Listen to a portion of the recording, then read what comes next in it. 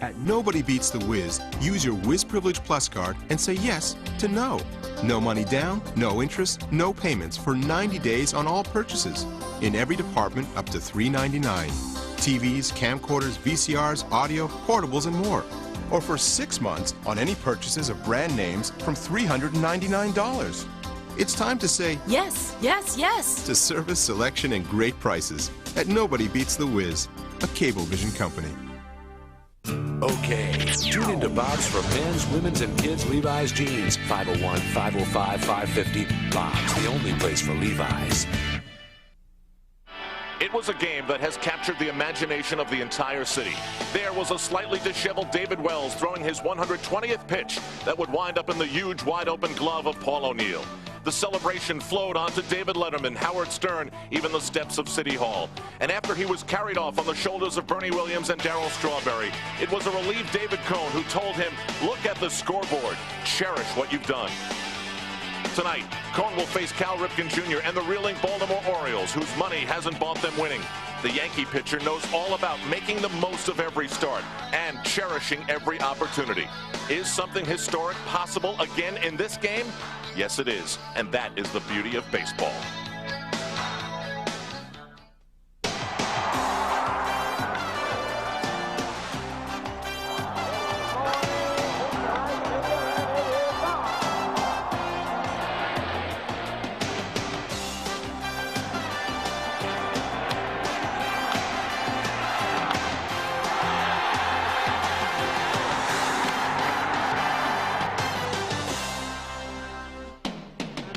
MSG is the network for New York Yankees baseball, and tonight in the most historic place in sports, it's the Yankees and the Baltimore Orioles beginning a 3-game series. In the absence of injured Mike Mussina, Doug Johns will pitch for Baltimore, hopefully having overcome a bout with insomnia. Meanwhile, David Cone has been very alert lately, winning his last 5 starts. Good evening, everybody. I'm Al Troutwick. Certainly New York City enjoyed what David Wells did on Sunday afternoon, becoming only the 14th man in baseball history to pitch a regular season perfect game. And boy, has he celebrated, benefiting from the day off with David Letterman, Howard Stern, and even visiting with the mayor today on the steps of City Hall, where it was proclaimed to be David Wells Day. And in a brief ceremony, he also received the key to the city. How about that? David Wells' perfect game, certainly getting a lot of attention the last 48 hours. He looked pretty focused when I saw him a short while ago in the Yankee clubhouse, and that's what this team wants to do tonight. They want to get back focused and to business, and they have a team that's struggling to do it against. The Orioles have lost 7 of 8 and are 3 games below 500. For more on the game, let's go upstairs to Jim Cott and Ken Singleton. Well, Al, the season is about a fourth over with, and now the Yankees begin to turn their attention to some teams that might be a little stiffer competition for them. Well, so far they've only played one team within their division. That's the Toronto Blue Jays, and they've handled them. But things are going to turn around. The Orioles come to Yankee Stadium for 3. Then they head up to Fenway Park over the weekend to take on the Red Sox, to Chicago for the White Sox. Red Sox back here at Yankee Stadium for 4. Then the White Sox come in for 2. So things are going to change dramatically as far as the schedule is concerned, and they're going to play some division rivals. And even after that, Baltimore and Cleveland again, so it'll get tougher, but they probably have the right man on the mound tonight to start a tough series. Well, following a perfect game, David Cone has been just about perfect himself. He's won 5 in a row, and we have some footage from last year at Camden Yards against these very same Orioles. And one thing I think the Orioles are going to have to contend with tonight, as you look at him try and get in on inside on Roberto Alomar and then Rafael Palmeiro with fastballs in. David Cone's breaking ball has really improved dramatically these last few weeks, and that's why he's won 5 in a row. He has more weapons tonight against the Orioles. And those numbers reflect that. The first 2 starts not effective, but the last 5, the earned run average has really come down. A game under 500 against the Orioles. Well, the start of a big 3-game series. It almost looks like a mismatch with Doug Johns, this crafty left-hander. Beware of guys like that. We'll have it for you on MSG when we come back.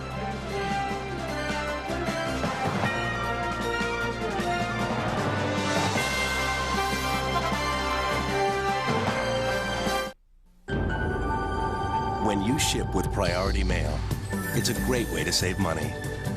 But what about other parts of the world? There's Global Priority Mail. And here's the best part. Give us a few days more, and you can save up to 70% over FedEx or UPS. So, what's your global priority? Try Global Priority Mail from the U.S. Postal Service. With everywhere you've got to drive, you want a car you can count on. You want a Toyota Camry with cruise control, automatic transmission, air, power windows and locks, and without paying a lot. Well, count on leasing a Camry for just $229 a month. $229 a month. Or buy Camry and save with just 4.8% financing for 48 months on the #1 selling car in America. The Count on Toyota sales event is on, so count on Toyota now and save. With Snapple's new Win Nothing Instantly game, the desire to win nothing is starting to catch on. That's it, number 7. Stay back there, number 7. Way to lose, Billy! With over 1 million prizes of nothing like no rent and no phone bill hiding under Snapple caps, you'll never look at winning nothing the same way again.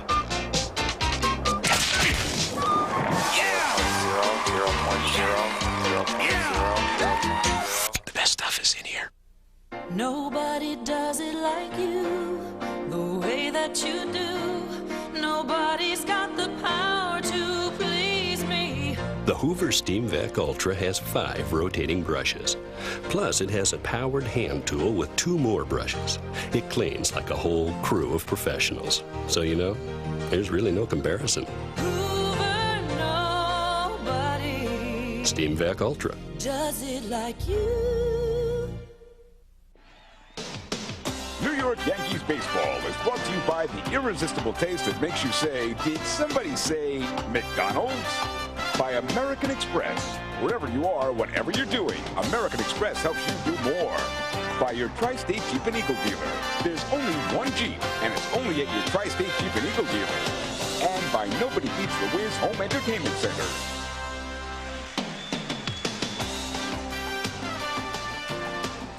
Well, a warm evening in the Bronx. I think the residue of how hot it was on Sunday afternoon because of that man. It's 81 degrees, and David Wells has had a day off to celebrate that historic performance. And, I mean, what does David Cone do for an encore after you have to follow a performance like that to the mound? First of all, he's going to face a much tougher hitting lineup. Forget about Baltimore's lineup, or record, rather. The potential is there. Well, the fact is the Orioles have so many veterans on the ball club. They know what they're doing, experienced hitters. 1927 here at Yankee Stadium, and gave a grand slam to Babe Ruth for Babe's record-tying 59th home run. Ladies and gentlemen, welcome, Mr. Hopkins.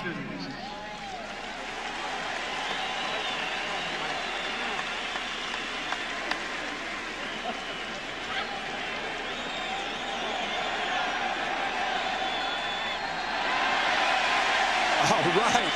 That is 93-year-old Paul Hopkins. David Wells had a chance to meet him before the game, and if you heard Bob Shepard's voice in the background, the ceremonial first pitch commemorating the conclusion of the unveiling of the Babe Ruth stamp, decade of the 20s, and Mr. Hopkins surrendered Babe Ruth's 59th home run back in 1927, and it was a grand salami. So a nice night for Mr. Hopkins to come to the stadium, particularly after the great performance we had here on Sunday afternoon. 93 years young. And he got it halfway to home plate. Yeah, he did. Too bad. I like the double windup. You know, in those days, that's what they did. Tricky windups and deliveries and herky-jerk motions to the plate. They weren't quite as smoothed out as they are today. Although David Cone has had a little hitch to his giddy-up, too, as he delivers to the plate. Mentioned in the open that David Cone has won 5 straight. Couple of rough starts to begin with. That's why the earned run average is still above 6. You see the rest of his numbers. Almost a strikeout an inning. And pretty good control. Only 13 walks. But I mentioned he'll have a tougher lineup. Even though the Orioles are not playing well or hitting well, the potential is there. Let's take a look at Ray Miller's starting lineup. Brought to you by Bob's Stores. Brady Anderson leads it off. Then Jeffrey Hammonds and Roberto Alomar, always tough on the Yankees. Rafael Palmeiro, the cleanup hitter. The DH is Harold Baines. Then Cal Ripken, New Yorker B.J. Surhoff, Chris Hoyles, and Mike Bordick. Defensively for the Yankees behind David Cone tonight, as we look at the infield, Brocious, Jeter, Knobloch, and Martinez. Curtis Williams and O'Neill in the outfield. Girardi doing the catching tonight. He and David Cone have been a wonderful tandem. And we look at the man who put away the final out on Sunday. Paul O'Neill coming over towards the right field line, had it all the way. Was there any doubt he'd catch it? He did, and David Wells had his perfect game. Not a bad man to have the last out headed toward, and he, as Al Troutwig pointed out at our pregame show, is only the third player in Major League history to be involved in 2 perfect games. He was involved in Tom Browning's no-hitter perfect game back in 1988. Trying to loosen things up on that bench, Joe Carter. As Rick Cerrone said in his visit, Rick Cerrone, now a broadcaster for the Orioles, said in his visit with Al Troutwig, this team needs some spark. And Ray Miller says if you can't get some motivation playing in Yankee Stadium where the fans hate you when you come in here, there's something wrong. Well, they haven't been hitting. Brady Anderson just starting to turn some things around. There's a look at Rick Cerrone. Hey, happy birthday to Rick Cerrone. He's trying to pass off. First pitch grounded toward Tino Martinez. 1 pitch, 1 out. Trying to pass off as being 44, but rumor has it he's 49 today. Yeah. So happy birthday, Rick Cerrone. And you were mentioning about the Orioles not hitting. And Brady Anderson came up with a 6-game hitting streak, but you saw his average at 132. He was down on the state roads. He was 0-74 at one point. Ray Miller, I talked to before the game, said this team isn't hitting. The starting pitching has not been there, certainly with the absence of Mike Mussina. So they have struggled in all aspects of the game. Not much speed. In for a strike to Hammonds. When you don't set the table for those 3 and 4 hitters, the Orioles have hit their share of home runs, but nobody getting on ahead of them. 1-1. And when you have a leader like Cal Ripken Jr., who is a very, very low-key guy, you know from having played with him, sometimes the team tends to take on that personality. In the air to left, Curtis is there. 2 down. Rip, like the rest of the team, has kind of struggled of late. He's coming off a homestand where he went 2 for 22. One of the few guys who's been swinging the bat well has been Roberto Alomar. When Anderson was out of the lineup, Alomar was moved to the leadoff spot. But now with Brady Anderson back, Alomar's back down to the 3rd spot. But you can see only 3 home runs and 13 RBIs. He's always hit well against the Yankees, and as Roberto has become accustomed to when he's introduced, the chorus of boos in the background. 2 hops to Knobloch. A nice easy inning for David Cone. A 4-pitch inning. Wow, very efficient. Orioles go quietly. Yankees coming to bat against journeyman Doug Johns when we return on MSG. Big rig looks and magnum power are real bonuses for Dodge Ram owners.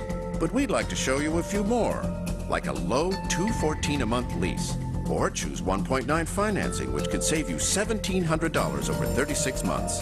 Plus, select customers get a Dodge owner's bonus of $500 cash back, which means you could save up to $2,200. Now that's a bonus you can bank on, but only for a limited time. See the friendly Dodge dealer near you.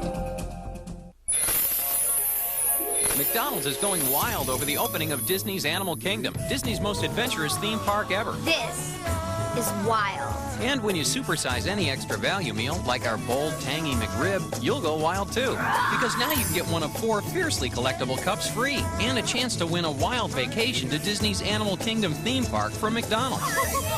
Where can you go this wild? Did somebody say McDonald's? Nobody does it like you. A revolving brush or 5 rotating brushes, a manual hand tool or one powered with 2 more brushes. The choice is easy. Nobody Steam Vac Ultra. does it like you. David Wells and his battery mate Jorge Posada seated next to him. And David gave a lot of credit to Posada for the game he called. Only had to shake him off 2 times. Looking right now at 28-year-old Doug Johns, just off the disabled list. The last time he pitched was back on May 1st. May 2nd, I believe, and he only pitched an inning. 15 hits in 11 innings. Take a look at the Yankee lineup, which is the usual one against left-hand pitching. It starts with Knobloch, then Jeter and O'Neill, Bernie Williams, Tino Martinez, Tim Raines in the middle is the DH, Chad Curtis, Scott Brocious, and Joe Girardi. Baltimore Orioles on defense. In the infield, Ripken at third, Bordick, Alomar, and Palmeiro round out the infield. Surhoff, Anderson, Hammonds in the outfield, Hoyles doing the catching, and Doug Johns on the mound. Look at Roberto Alomar, whose string of Gold Gloves was stopped at 6 last year when twin second baseman Chuck Knobloch won his first Gold Glove. So Alomar still with the great range, and a lot of people feel he is the best fielding second baseman in the league. Mentioned the steps in the plate in every stadium to a chorus of boos, and that's understandable. It's a regrettable act, but I mean, this is a good young man and a great ball player. That was just one instance that he regrets, but he's going to have to live with it for a long, long time. I think for the rest of his career. Yep. Johns' first pitch, low to Knobloch. Doug Johns, 28 years old. Al Trautwig mentioned he was pitching in Italy last year when the Orioles signed him to a minor league contract, and because of the injury to Mike Messina, inserted into the starting rotation. 2-0. Mid-80s fastball, tops maybe 86, short burst. He's not expected to go very long tonight. And referring to his battle with insomnia, which he's been treated for medically, he's in the city that never sleeps tonight. Right at home. That's high, and it's 3-0. Kenny, you mentioned Alomar, and situation where the Orioles played down at Tampa Bay. He was booed lustily by the new fans there down at the Tropicana Dome. And Ray Miller made a decision to bat him in front of Cal Ripken. Of course, he was booed lustily. Ripken comes up next, and they cheer Ripken. Ray Miller said he would never bat them back-to-back again in the lineup. Try to get over that. Yep. There's Ray Miller taking over from Davey Johnson, who managed last year's team, as Knobloch draws a leadoff walk. That'll bring up the Yankees' hottest hitter, riding a 13-game hitting streak. Derek Jeter, the average up to .337, top 5 in the American League. One thing you might watch for early in the game here with Knobloch or Jeter getting on base. Chris Hoyles has a reputation of not being able to throw out many base runners, and everybody in the league knows it.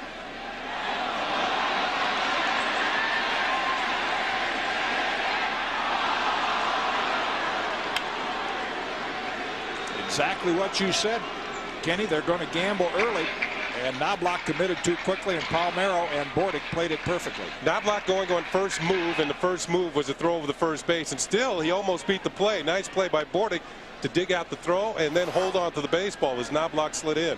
So the Yankees have their engines revved up. Off-speed pitch to Jeter, misses, and Johns has yet to throw a strike. If Knobloch slides to the other side of the bag, he's in there. He slid right into the tag.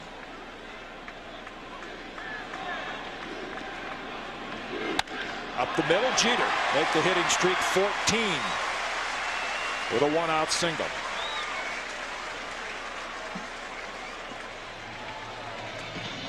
Take a look at tonight's umpires. The lineup brought to you by NAM, National Arbitration and Mediation. Most timely, cost-effective way to settle your legal disputes. Drew Coble behind the plate, Dale Ford, Larry Young at the corners, and Ted Hendry at second base.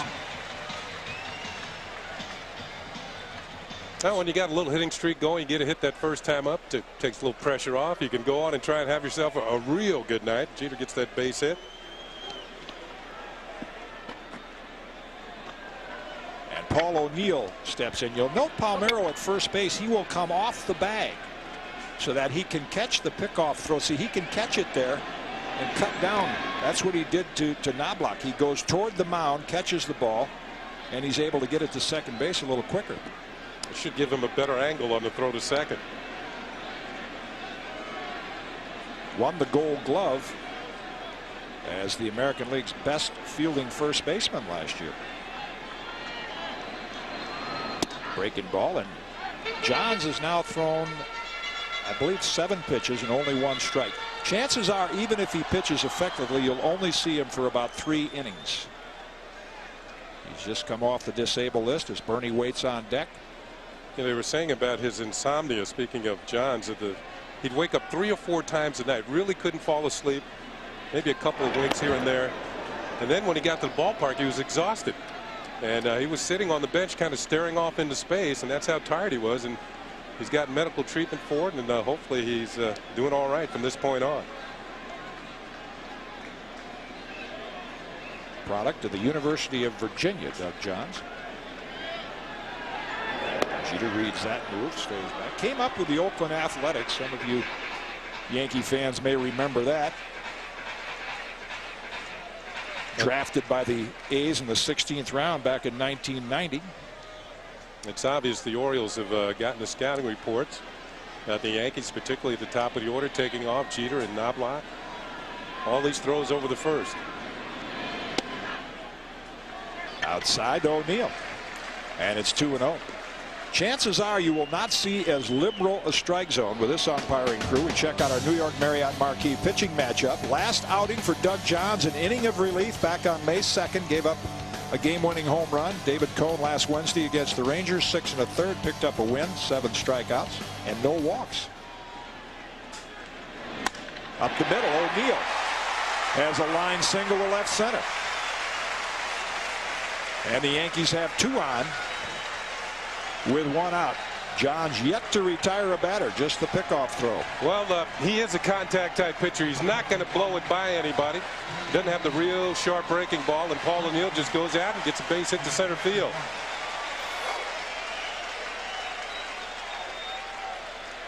O'Neill checking with Jose Cardinale. He's getting a little instruction now as to where the outfielders are playing and who's got a good arm and who doesn't. And Bernie steps in. He was the hitting hero yesterday with a pair of doubles, a home run, average up to .314. Scored 3 of the 4 Yankee runs.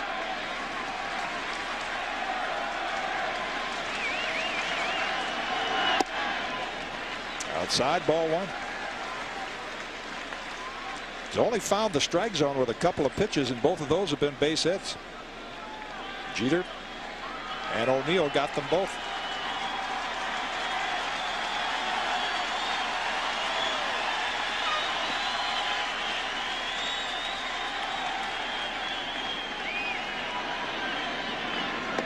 Way inside low, 2-1. And if you like, or 2-0 rather, and if you like a lot of action, stay tuned all night. You see what Bernie did against the Twins, because when these two teams get together, the games are long, they're high scoring. There's a lot of activity. They own the 2 longest 9-inning games in Major League history. You see Johns with the cross-seam fastball grip. Trying to get it to sink, move away from Bernie Williams if he can, and get himself a ground ball. Pickoff play on. Jeter not very far off the bag, back easily. Kenny, you know from coming up against teams that are struggling, if you jump on them early, it just demoralizes them. You coming off a 4-game sweep at home by the expansion Tampa Bay Devil Rays and fall behind early in this one, it'll take a lot of juice out of that team. Only the second time in history that an expansion team has swept another ball club 4 times. The Rockies did it back in 1993 in their first year. Big swing, and it's 2-1. I think from a hitting standpoint, when you faced I like to call him a soft tossing lefty.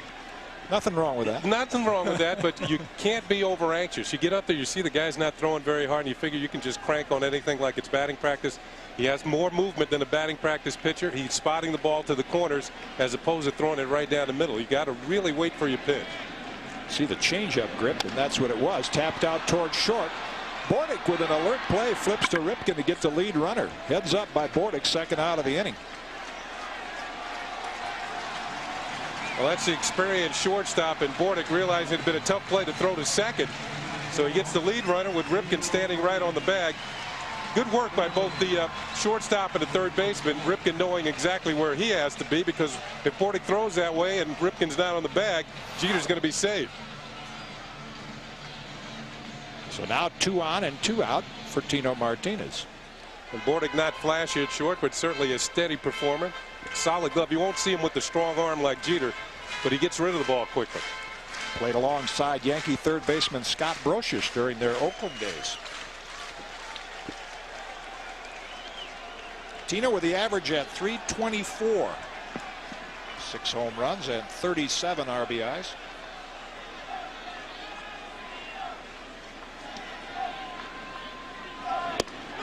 On the edge, strike one. You mentioned John's pitching style. The Yankees over the past few years have been victimized by some pitchers who are not your prototype power left-handers, like Vaughn Eshelman and Steve Wojciechowski, Rich Robertson of the Twins.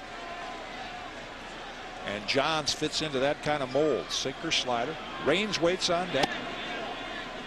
And it's 1-1. And you pointed out, even with all the activity, the inactivity of Tim Raines, he manages to continue to hit well. Well, let's go back to early in the season when the Yankees faced Jamie Moyer out in Seattle. Certainly not a hard thrower.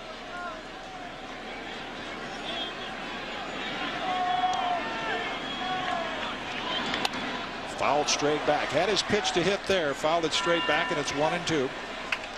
Jimmy Key will take the mound tomorrow night for the Baltimore Orioles with a 4-2 record, former Yankee. And Scott Erickson on his left will pitch the series finale on Thursday. We'll have it for you tomorrow, starting with our New York Marriott scorecard show at 7 o'clock. Hideki Irabu will pitch for the Yankees. Yeah, Jamie Moyer pitched against the Yankees on April the 6th at the Kingdome, and the Mariners won 8-0. Moyer struck out 11 in 7 innings. Mostly on changeups. Got him, I think. Nope. No, he got out of the way. Tino tried to take one for the team, turned his back to it, and it just missed him. Counts even, 2-2.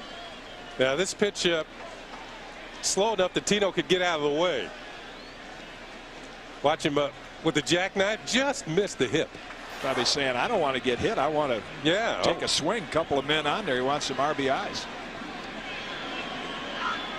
That one did get him. That one did get him. And Doug Johns, if not for the pickoff move, boy, the Yankees would have some inning going. And there's a former teammate of yours, the Oriole pitching coach, going to the mound. And Mike Flanagan trying to settle down a left-hander, one lefty to another, and you can see that, well, right on the elbow. He tried to come inside with a breaking ball, followed up with a fastball. And Tino will take the route down to first base after being clipped. So there's a look at the Cy Young Award winner, Mike Flanagan, back in 1979 with Baltimore. Had a year where he was 23-9. And he didn't do it with a lot of power. One of the best changeups in baseball. Here's a look at the National Finance Corporation Skycam. As you see Tino taking that pitch on the elbow. National Finance Corporation. Homeowners, lower your monthly payments. Apply by phone. 1-800-LOAN-NFC. That's the third time this year that Tino has been plunked by a pitch. And Raines will step in with the bases loaded. There's a little strawberry, we call it, in the dugout, an abrasion that Knobloch got from sliding into second base. Being tended to by Gene Monahan. Average over 300 like most of the Yankees.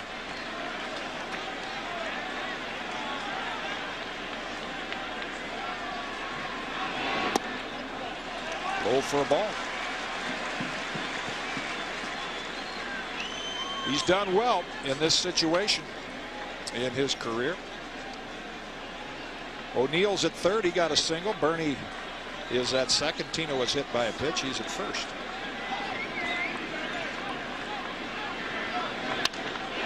Towards short, and Bordick has it. The flip to Alomar, nicely done. Boy, Mike Bordick with a slick play, and Doug Johns a shaky first inning, but escapes without giving up a run. We head to the Oriole half of the second at the stadium. No score.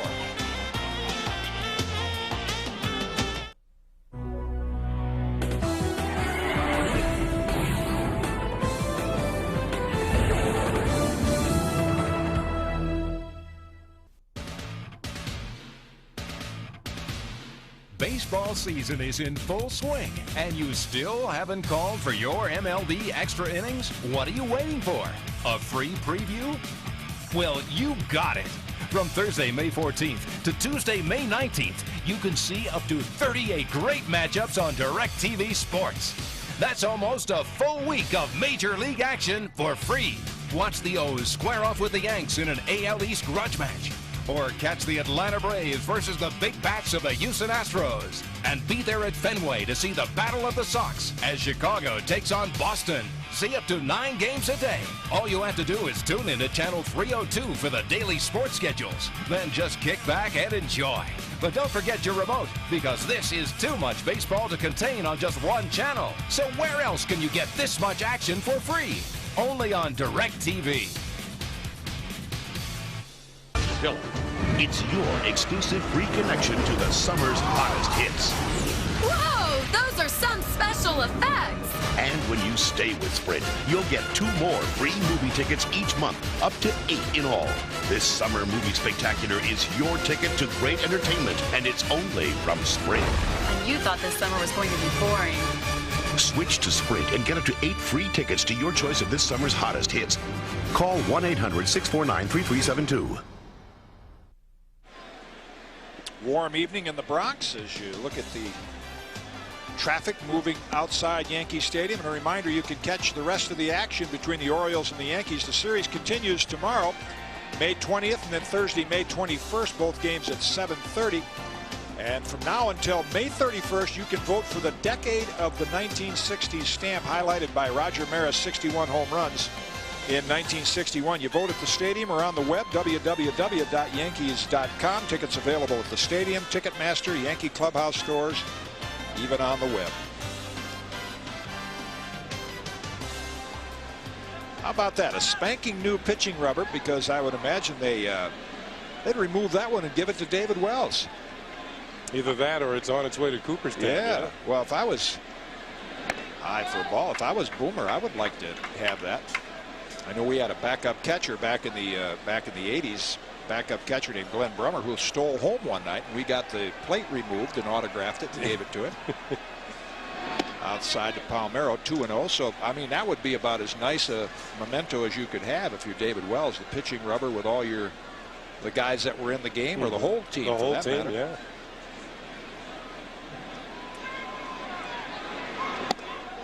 Now Cone, after throwing just 4 pitches in the first inning, had a long wait. An unproductive first inning for the Yankees. They left them loaded. I don't think that's the game ball. Swinging on 3-0. Wow. I mean, when you saw the Orioles take the field tonight during batting practice versus the Yankees, you can tell it's a team that is lacking a spark. Well, you go in their clubhouse before the ball game is really quiet. Yeah. Left field near the corner, slicing. Curtis will not be able to catch up with it, and Palmeiro is going to have a leadoff double. Well, Rafael Palmeiro, after swinging 3-0, gets a 3-1 pitch and drives it into the corner for a 2-base hit.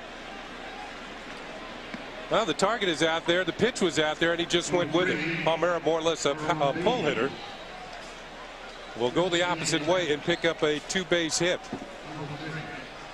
I don't know if he knew what the count was, 3-0 or not, because leading off an inning, I mean, taking 3-0 is automatic. Yeah, early in the game with a pitcher like David Cone, you'd like to make him throw a strike, but it paid off. And speaking of plate coverage, one of the best right here, veteran Harold Baines, the designated hitter. On the edge, strike one. 39 years old, still productive. Harold sharing the DH role with Joe Carter. And you notice one thing, how far he stands off the plate, but that tells me that he likes the ball out over the plate. He tries to make this area look like it's wide open for the pitcher, but he hits the ball as well to the opposite field as any left-handed hitter in this league. You got that right. In fact, he's not as far away right now, Kenny, as I've seen him. He usually gets way, and that's an old, pitchers look at a hitter, and that's one of the things they program in their mind. A guy that stands away from the plate likes it away from the plate. Joe Carter on your left, and future Hall of Famer Eddie Murray on the right. Now a coach for the Orioles. Good off-speed pitch, and as you mentioned in our open, David Cone's breaking ball is getting crisper and sharper each start. I think partially because the weather's warming up, and he's able to get loose, get that arm loose early in the ball game, and break off some really nasty breaking balls. And Harold Baines over the top.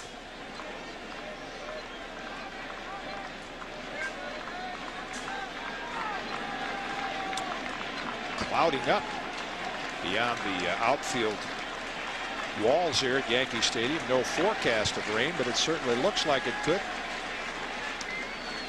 A little over 80 degrees at game time. Manager Ray Miller. Seen his ball club lose 5 in a row. Off the inside edge, 2-2. You got to remember that the Orioles started out 10-2 this year. They were getting some timely hitting, but obviously things are not going well. Obviously, I'm not happy, but I'm not down. The one thing I haven't done is point fingers. If you want to point fingers, point them at me. I'm the one sitting in the chair. I'll just stay with these guys and see what happens. From our American Express quote book. And there's that plate coverage that Harold Baines shows. He reaches for that and drives in the first run of the ball game. Orioles on the board first. They lead it 1-0. Well, they haven't been getting the timely hitting. This is one of the guys that's supposed to be doing it. And Harold Baines, when you look at some of the career lists, I mean, now he's 39 years old, a veteran. He's up there in all categories. One of the top 3 run producers among active players. In fact, the Orioles have all 3. They have Ripken, Joe Carter, and Harold Baines. As Palmeiro scores the first run of the ball game. And Cal Ripken Jr. steps in. In first strike. Again, if you're the Yankees, you like to jump on teams like this early that have been struggling, and the Yankees are going to look back right now at that pickoff or attempted steal by Knobloch. They could have blown this game open. Now the Orioles come right back in the second inning with a couple of hits and take the lead. Ripken 2 for his last 22 with a double. One of those 2 hits.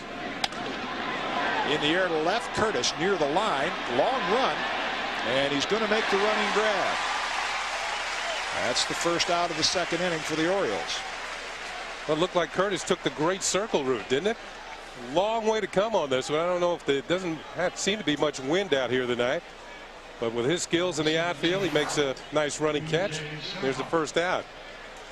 Kenny, it looked like one of those balls you could identify with this as an outfielder that Ripken took a big swing, but it was hit off the end of the bat. Didn't carry quite as far as Chad thought it would.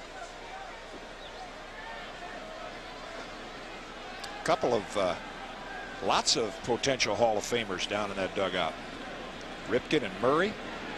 Surhoff steps in, the native New Yorker, born in the Bronx. The average of 270.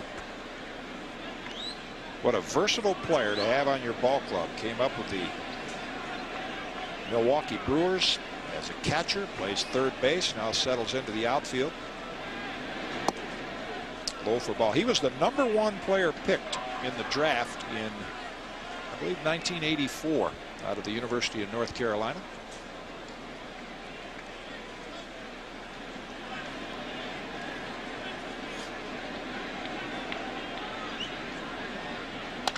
Yep, down the right field line. It'll be in for extra bases. O'Neill plays it perfectly out of the corner, and Baines is held at third, and the Orioles have second and third with 1 out here in the second inning. It'll be interesting to see where this pitch is. Now the target is kind of up, but the pitch drifts toward the middle of the plate, and that's the sweet spot area for any hitter. Ball is drilled to the corner. O'Neill plays it very, very well out of the corner. Another look at the pitch and the contact, and you see nice level swing, slight upswing to it, I should say, and the ball is driven to the corner for the 2-base hit. And the Orioles have kind of knocked David Cone around here in the second inning.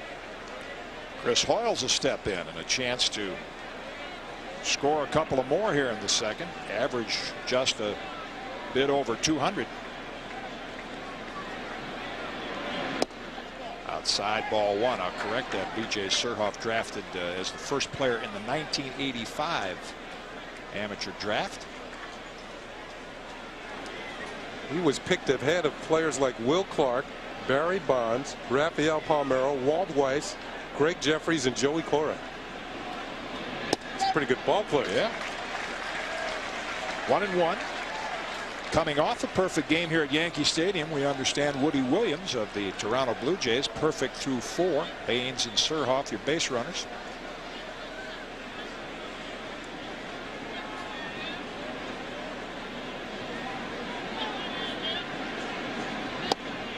pitch there, and it's 1-2. Well, David Cone came in with an ERA of 6.36. It has been coming down, but one reason why he's been able to win 5 in a row, the Yankees average the most run support for David Cone than any other pitcher in the league, over 8 runs per game. So the Yankees have their hitting shoes on when David Cone pitches. Fans applauding for a strikeout. Inside, 2-2. The earned run average a little deceptive because David Cone, he's only pitched into the 7th inning one time. He averages a little over 5 innings a start. So Joe Torre limits him to a little over 100 pitches. He goes out there 5+ innings, gives up 3 to 4 runs, and that translates into an ERA of over 6. You see the run support.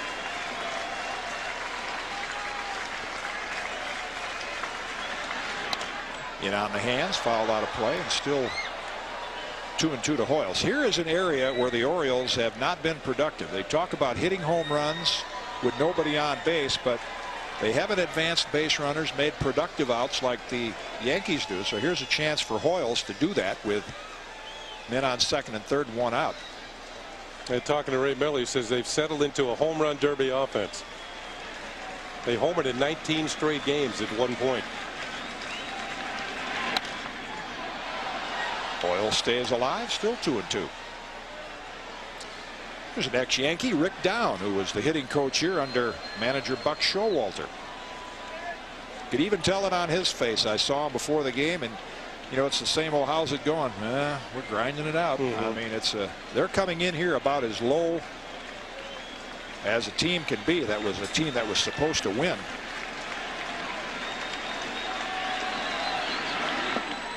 Outside, the count's gone full, and if the Yankees could win this series 2 out of 3, I mean, they're already 14 games ahead of the Orioles.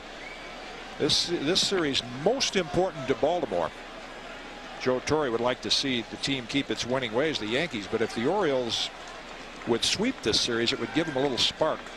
Yeah, 14 games in the loss column. Yep. 14 games in the loss column. Ripped left field. Curtis on the run is going to make a shoot. Oh, they're going to get a double play. Surhoff, I guess that tells you the story of the Orioles.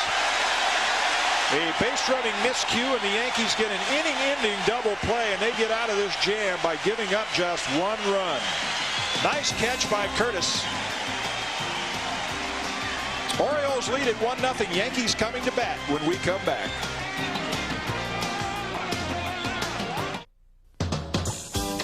How many miles do you drive a day? Whoa, you need a car you can count on. You need a Toyota Corolla. During the Count on Toyota sales event, you can lease a Corolla for just $159 a month. Lease Corolla with major options included like automatic transmission, air conditioning, and more. Or buy a Corolla and save with just 1.9% financing for 24 months. Whether you lease or buy, count on your Toyota dealer for big savings. The Count on Toyota sales event is on. Chris Farley. What is it? Matthew Perry. Indians. Your turn. I was told you speak English. Well, we seem to be making some progress. We wish to forget this.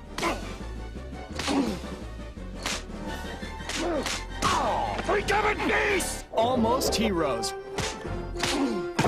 Rated PG-13. Starts Friday, May 29th at a theater near you.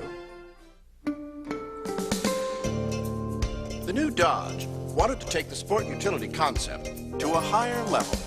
Enter the new Durango. Its best-in-class power, cargo space, and seating for up to 8 raise the bar considerably, as do its strongest-in-class frame and its stable, longer, wider stance. Dodge Durango, a higher form of sport utility, from top to bottom. Durango, new ground for the new Dodge.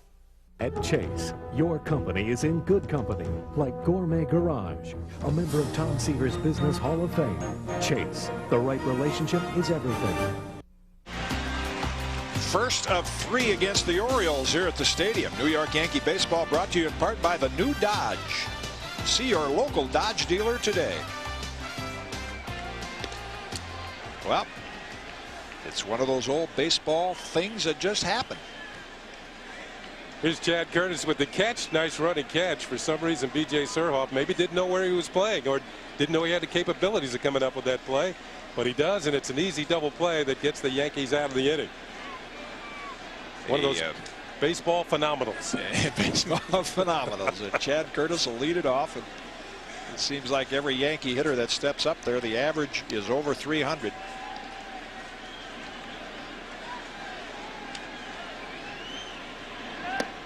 Inside for a ball. Mentioned other than the couple series of the Blue Jays, this is the start of a run against the American League East. As a baseball fan, you wish that division rivals played each other a little more. You see what Chad did against the Twins. That's outside 2-0. And a lot of the Orioles people looking at box scores but not seeing the Yankees up closer, saying, how are these guys doing it? You know, nobody's having a Hall of Fame year. Well, here's one of the reasons they're doing it. This guy, Chad Curtis, leading the league in on-base percentage. Scott Brocious picking it at third. Starting pitching, averaging about 7 innings a start. Ooh. In the air to center, just got under it. Brady Anderson's there. Had some hang time, one away. He got the good wood on it. There was no doubt about that, but he just got underneath it. You saw him flip the bat when he left home plate. That is, well, you're kind of disgusted. You know, he had the good cut right where he likes it, fastball up. And he got underneath it by just a hair. That's about 1/8 of an inch on the bat. The difference between a high fly ball like that that is skied and a ball that is headed far away places. Ooh, I hate it when that happens. Scott Brocious with that average well over 300. Former teammate of Doug Johns at Oakland takes that pitch on the edge for a strike. Since May 2nd, along with Derek Jeter, they're up at the top of the American League and hitting during the month of May. Off-speed pitch inside the bag and down toward the left field corner. Surhoff will dig it out, and fan interference will give Brocious. Larry Young, the third base umpire, has already signaled it got caught underneath the tarp. Let's take a look. First of all, a hard smash by Ripken just underneath the sprawling third baseman. And watch the ball roll down here to the corner and just stop. It looks like a grating of some kind, and it just hangs up in there. And it's going to be a double for Scott Brocious. Didn't really make any difference if the ball caroms out to Surhoff. Brocious is going to have a double either way. So the Yankees have a one-out base runner, and the tying run at second for Joe Girardi.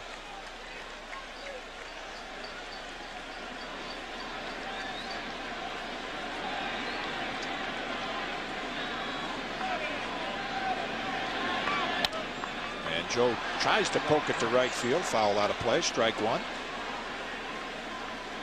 You look at some of the Yankees' career numbers, and even though Doug Johns has not had a great career, a couple of years under 500 with the Oakland A's, there are not many Yankee hitters in the lineup that have done well against him. I really don't think 1 for 6 is much of a history. I think you have to have like 20 at-bats before you can get a true reading on what a hitter does against a pitcher. Oh, dangerous play, and the Yankees are going to benefit. Johns tried an off-balance pickoff throw. And again, Ray Miller sees his team run the bases poorly and throw a ball away. I think all this has to go into the scouting report of the Yankees. They've been running the bases and stealing a lot. So they're trying to put some plays on to try and, slow them down, and maybe a message in the first game that will hold up for the next 2 of this series. But you got to make the plays. There's pitching coach Mike Flanagan, who had one of the better pickoff moves in his day about 20 years ago. But now an errant throw has a tying run move to third with 1 out. And now all Joe Girardi has to do is tap a ground ball towards second. They have Palmeiro playing even with the grass at first. Here's a play that Don Zimmer was talking about the other day. See, on the left side there at normal depth, and what Zim was saying, sometimes he would bring that second baseman in and force the hitter to kind of take himself out of his approach and just tapping a ground ball that way. And Girardi does that. Off the shoe to Alomar. They'll get the out at first, but it's a productive out, and the Yankees have tied it.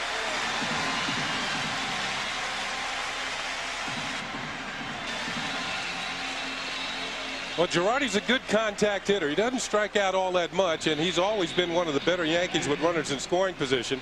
And he hits this ball hard. If Johns doesn't get in the way, this is going to be a base hit back through the middle. It would take an extraordinary play by Alomar to do it, but maybe he would be able to do it. But instead, the run scores. The play goes 1-4-3. So Girardi with a productive out. Ties the game at 1. Joe Girardi in 5 opportunities, man on third, less than 2 out, has delivered in 4 of them. Knobloch takes strike 1. He joined us a little late. He led off with a walk and was caught trying to steal second. And after that, the Yankees loaded the bases and couldn't push a run across. High, 1-1. Chances are we'll see Doug Johns for maybe another inning or so because of the long period of inactivity, and he hasn't pitched many innings. It's like we are getting a little precipitation here at the stadium. Kenny, you should be a weatherman. Outside, 2-1, and then we may see young hard-throwing right-hander Sidney Ponson. There was some talk of him starting tonight, but Ray Miller likes to bring him in out of the bullpen.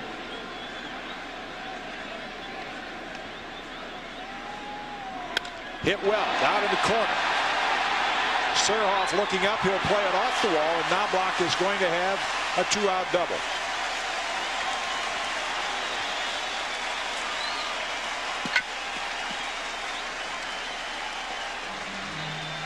Well, we're into the second inning. The Yankees have 4 hits. This is that high fastball that Knobloch turns on, gets pretty good wood on. I don't think he quite got all of it, but well enough to drive it one hop off the wall. Surhoff's been a busy man out there this inning. Here's contact. You can see the bat's going to come up just slightly to meet the ball and jerk around this way on the follow through, and then the 2-base hit to the corner. In the dugout, you hitters talk about using some top hand. Oh, yeah. And that's what Knobloch did there. That single extended Derek Jeter's hitting streak to 14 games, and the average now at 341.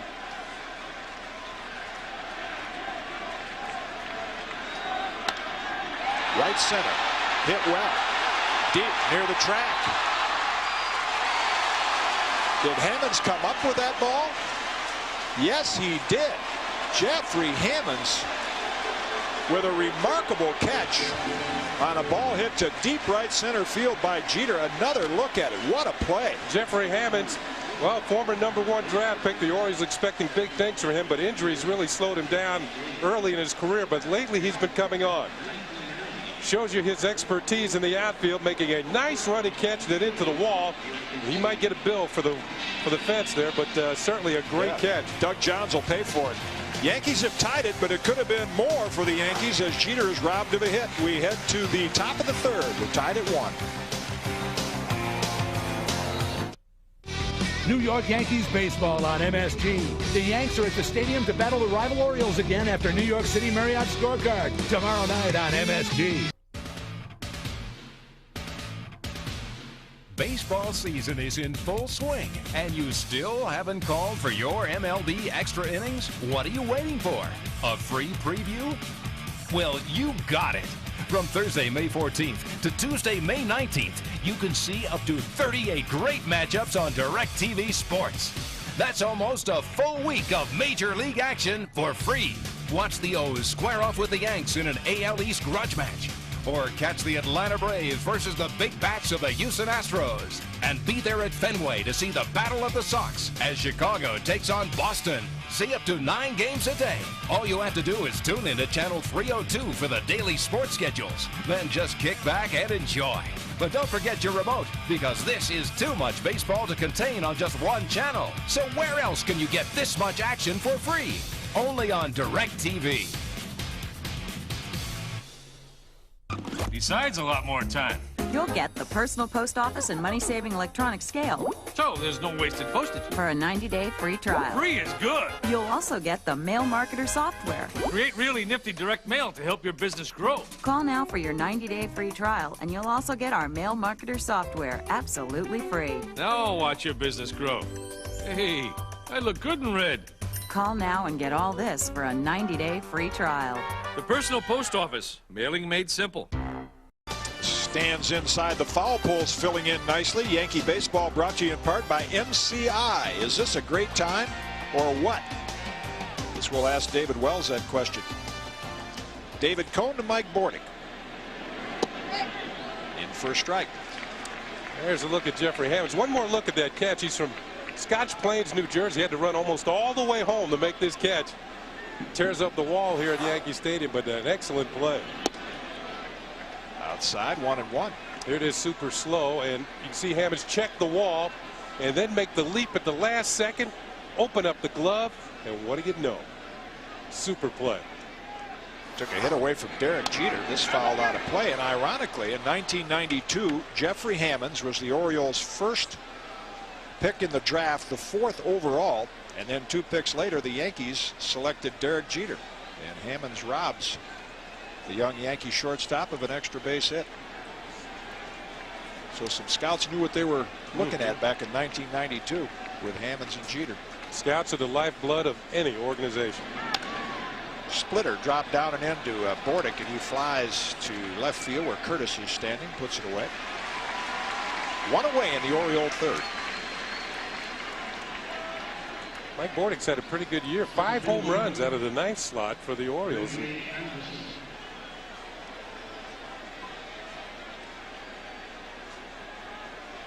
Here's a hitter the Orioles are waiting for to really get started. As you mentioned, his first at bat, the average is up to 130 from what it was 6 games ago. Of course, he missed a lot of time with that, I'll call it a collarbone injury. It was a little different than that, a clavicular injury of some sort. Sterno. Yeah. Sternoclavicular.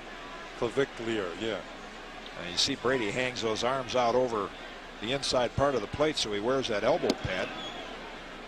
2-0.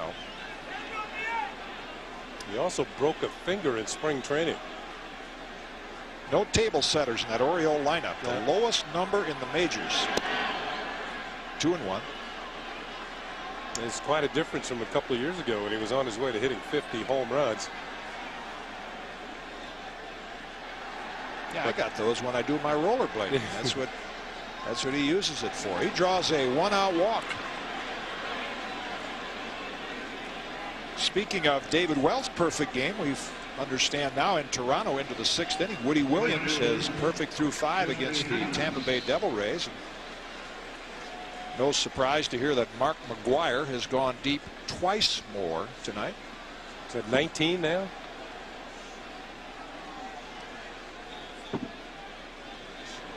Jeffrey Hammonds with a long look at third base coach Sam Perlazzo as Anderson takes his lead.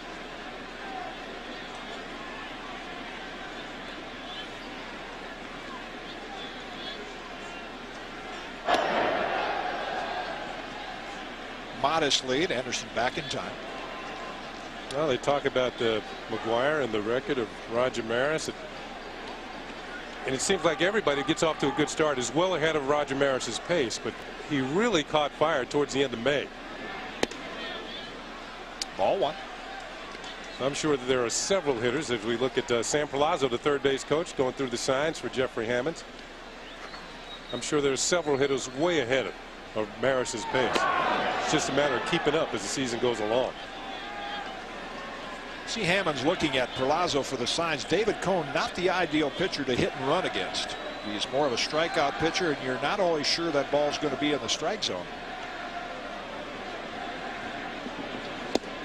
Late on the fastball, and it's 1-1.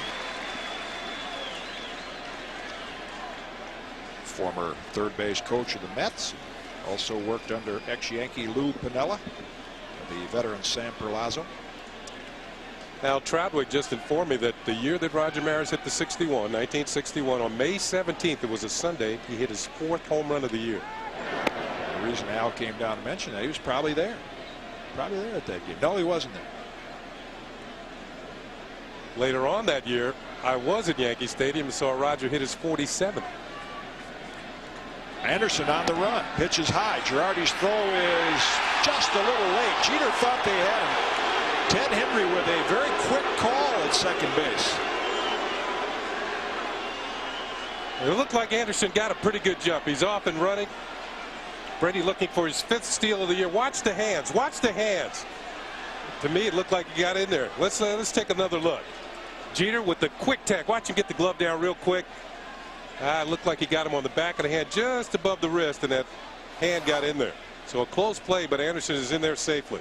Ted Henry was right on the play in perfect position, but we have the benefit of that slow motion replay. I mean, that was bang, bang, but the second look did indicate that he may have had him.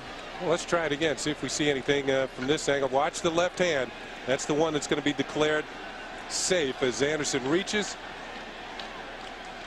Well, that is super slow mo. That's too close to say Ted Henry blew a call. I mean, that is so close. And a great shot by our crack camera crew. Foul out of play, and the count is full to Hammonds. Brady Anderson picks up his 5th stolen base of the year. The thing about Hammonds that as we look at it frozen frame, this is a little harder to tell. It's just a little space right there. Hammonds has excellent bat speed. I think that's what sold the Orioles on him to draft him out of Stanford University. But he had so many injuries, knee injuries, neck injuries. It really plagued his development as a young player. Ground foul. He is just 27, and the injuries you mentioned, you look for him to almost have a breakthrough year like Derek Jeter. He's got that kind of potential to hit 300, to hit some home runs, steal bases. A lot more relaxed this year. He's been signed to a 3-year extension. So the Orioles showing faith in him. He hit 21 homers last year in only 118 games. Low, and he draws a walk. David Cone, who only threw 4 pitches in the first inning, just breezed through that. Gave up a run in the second, and now he's in a little difficulty here again in the third with 2 men on, and the heart of the Orioles order coming up, Roberto Alomar. We just mentioned that Hammond's been signed to a 3-year deal. A lot of people think some of the problems with the Orioles are the fact that they have so many potential free agents at the end of this year, including Robbie Alomar, that a lot of players are maybe thinking about themselves. Nice stop. Good play by Girardi. Sometimes in a free agent year, instead of thinking about hitting a ground ball to advance a runner, you hate to use that expression, put up numbers, but sometimes that's on a player's mind. Nice play there. Well, the fact is that it can work both ways. I think the Orioles themselves as a ball club felt that with so many guys becoming free agents, a lot of them are going to have great years just to put up attractive numbers and be out there on the free agent market. Well, you know, it also works the other way. You get too many guys thinking about themselves in the clubhouse, you don't have any spark. Hit well, straightaway center. Bernie Williams on the run is looking up. He's not going to get this one. It's off the wall. Anderson is going to score, and Hammonds is right behind him. He'll be held at third, and the Orioles take a 2-1 lead. You saw in the graphic those career leaders against the Yankees, and this guy was on the top of the list, and that's why. Well, Sam Palazzo got very busy over at third base as we watch the swing by Alomar. Pitch is going to be up in the zone. Oh, right there, and kind of centered. This didn't miss by much at going out of the ballpark. Bernie Williams plays it well off the wall. Now watch Anderson. Right behind him as he comes in to score. You saw a flash of Sam Palazzo throwing up the hands. That was for Jeffrey Hammonds to stop at third. So now second and third, and here's Palmeiro, first base open, and the Yankees will keep the infield back. Low for a ball. Cohn's choice right here would be first base open, Palmeiro in the batter's box. Baines is a dangerous hitter on deck, but at 39 years old, you might have a better chance at doubling up Baines, but not much of a choice with those two hitters. Certainly being among the top run producers in baseball. Just fouls is Dale Ford. I guess from a pitching standpoint, you look down and you see Palmeiro and Baines, and so your decision is, well, I can eliminate one of them. It increases my chances of getting it out. You don't have to face both of them, and even that pitch was well out of the strike zone. Arabu, who will pitch tomorrow night, talking to Jorge Posada, who caught David Wells' gem on Sunday. And Jorge will probably catch Hideki tomorrow night.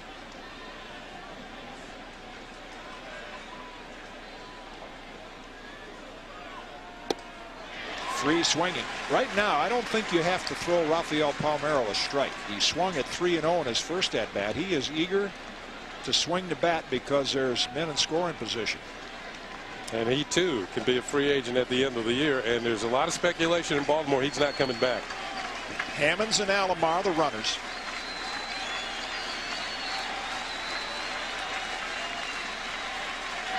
Oh, got him in the knee. Wow. Had him 1 and 2.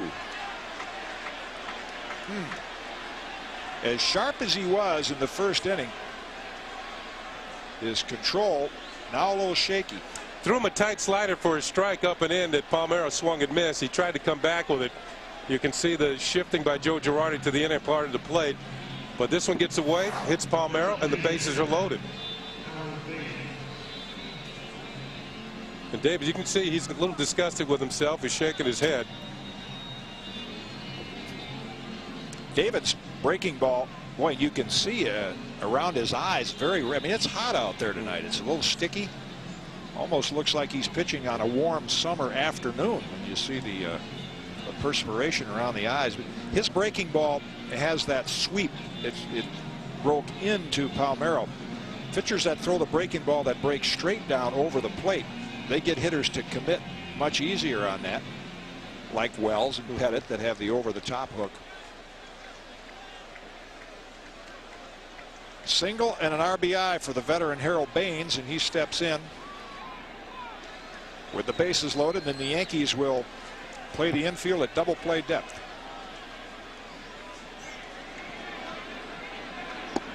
Low ball 1. Only Hal McRae has started more games as a designated hitter than Harold Baines. Hammonds, Alomar, and Palmeiro.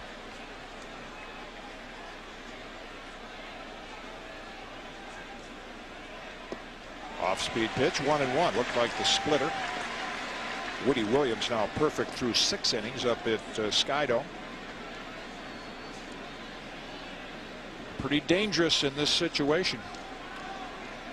12 home runs.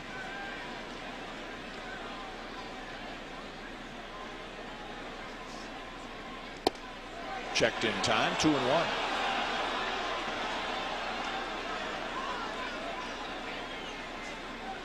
Speaking of bases loaded grand slams, Eddie Murray career 17.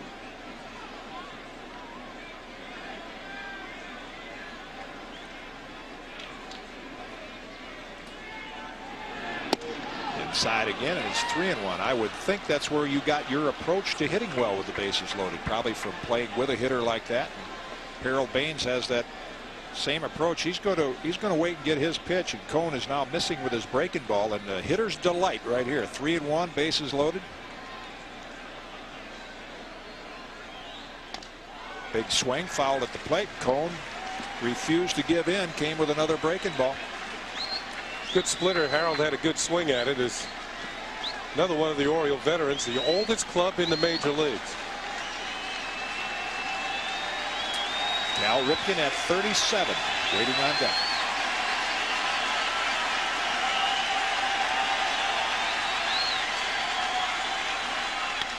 Up the middle into center field. Bernie Williams will play it on a hop as Hammond scores. Alomar being waved home, and he'll score, and the Orioles lead it 4-1. Baines with 3 RBIs in tonight's game. Well, David Cone got himself into a situation where he had to give Harold Baines a pretty good pitch to hit. 3-2, he got his splitter. Baines had a good swing at it, fouled it off. 3-1, he comes with a fastball, and it's right there to be drilled into center field. Bernie Williams with the throw to the plate. Alomar has excellent speed, and he will score from second base as the throw is just a bit up the first base line. Another look at Harold Baines and his swing, which has produced many RBIs in his career, and he picks up 2 more. And 3 on the night. And here's the veteran Cal Ripken Jr. Reached back for a little extra on that fastball, strike 1. I saw Cal play a couple of weeks ago on watching him on television, and since a couple of weeks he's changed his stance again. He held his bat and held it almost straight down over his back before he got ready to swing. and he was using a very high leg kick like Bobby Bonilla does. And he's kind of changed that since then. His bat is up off of his shoulder, more level. Late again on the fastball. And he's been known as the man of 1,000 stances. Of course, Rod Carew did that very successfully. But I think you could see by these swings, and you mentioned the Orioles being the oldest team in the league, from a pitching standpoint, once a guy gets up to that age, unless he cheats on the fastball, I always thought they're a little more vulnerable to that good fastball. Cone has thrown him 2 in this at bat. I think the danger area for Ripken, and it's been over the years, is down and in. That's where he likes it. 1-2.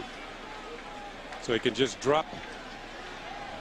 When he gets up to the plate, you want to stay away from the middle of the plate in and about this high. Let's say this high. Right in that area. You want to stay away from there.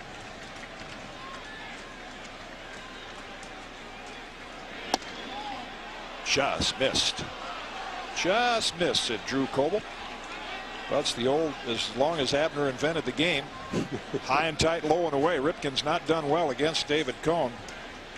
Playing in consecutive game 2,525.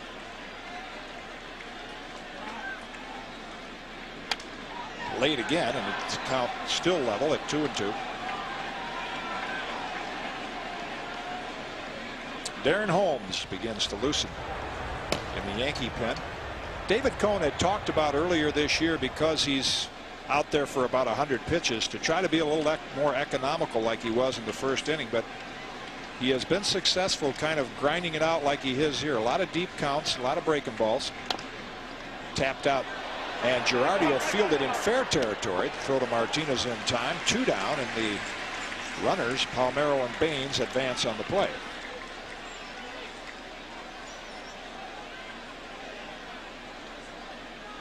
Here's a look, and as Rip will run by this ball, you know he's hoping that it goes foul, but Girardi's quickly out from behind home plate, pounces on it, and then makes the accurate throw to Tino Martinez.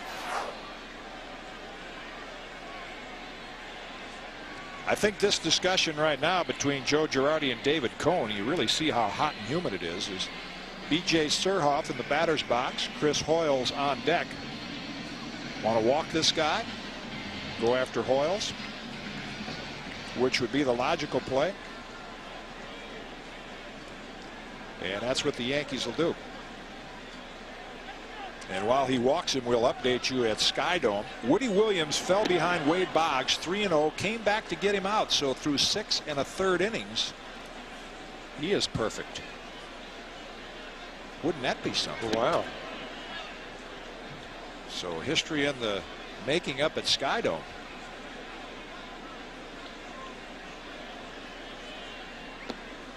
I think it was back in the 60s when Bob Gibson and Gaylord Perry pitched no-hitters on consecutive days. Gibson for the Cardinals, obviously, and Gaylord for the Giants, or maybe a couple of days apart. Wasn't there Ray Washburn and Mike McCormick of the Cardinals and the Giants? Yeah. I don't know which one went first, but one pitched a no-hitter against the other club, and the other one came back the next day and pitched a no-hitter against the other one. So we might see the same thing in 1998 if Woody Williams continues to pitch well. Here's Hoyles with the bases loaded, and a big moment in the ball game for the Yankees. They trail by 3. Orioles with a chance to blow it open. Fastball, strike 1. Hoyles hit the ball hard his first time, hit that line drive that was hauled in by Chad Curtis in left field, turned it into a double play that ended the second inning when B.J. Surhoff strayed too far off of second. But he did hit the ball hard. Another one, strike 2. Still the best pitch in the game. Wells proved that on Sunday. Use your fastball to get ahead and set up the breaking ball. That's what Cone is doing here. First one was up. Next one up a little more. Let's see where he throws his third fastball.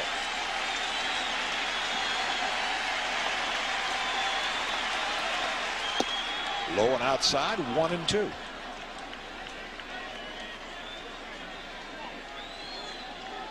I think that was just, of course, a teasing type pitch down. The first 2 were swung through and missed up. Let's see if they go back upstairs again. Shakes off the first sign. Got what he wanted through the splitter, and Halls is down on strikes. So the Orioles pick up 3, but they leave 3. Cone keeps the Yankees in the ball game. We head to the bottom of the 3rd. Orioles on top, 4-1. The guy at the dealership said it has one of the most technically advanced automatic 4-wheel drive systems in the world. Now, where I live, it doesn't rain too often. And it snows, well, like never. But should something really weird happen and my neighborhood gets covered with ice, you'll want to be driving with me.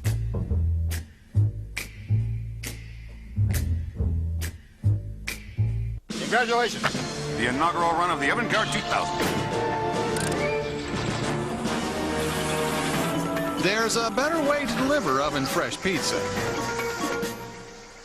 The new Domino's Heat Wave, the only delivery bag that's like a portable oven for the best tasting Domino's ever. Domino's, delivering to millions miles a day. Get any 2 medium pizzas with all your favorite toppings for just $13.99. That's right, 2 medium pizzas. Choose any crust, any toppings. Call Domino's now. The ultimate Derek Jeter dream date. First you call a girl. Tell her that you're preparing a perfect candlelight dinner for her. I throw in some R&B. I can't cook, so I order some food. Tell them to give me the works and put it on my Discover card. Splash on a little cologne, throw on your apron, and the Discover card cashback bonus is the icing on the cake. What else would she want to do but to watch highlights of us winning the World Series in 1996? It pays to Discover. To apply, call 1-800-IT-PAYS-TO. Accepted where you see the Novus sign. Damage, the first digital camera with a move and zoom lens. A 3-foot cable shoots over the crowd's head, behind your back. Shoot up a storm, then download only the best into your PC. Yes, Damage V, the digital camera with a fast, break detachable lens, only from the mind of an author. New York Yankee baseball is brought to you in part by Domino's Pizza, delivering 1 million smiles a day. And there's some of those smiles, Yankee fans. Young ones. I wonder if they all came in the same camp, like those guys who don't wear the shirts. Might be the Derek Jeter fan club. Update you up at Skydome. Woody Williams has lost the perfect game, but he still has the no-hitter through 7 innings. Paul O'Neill, single in his first at-bat, steps in.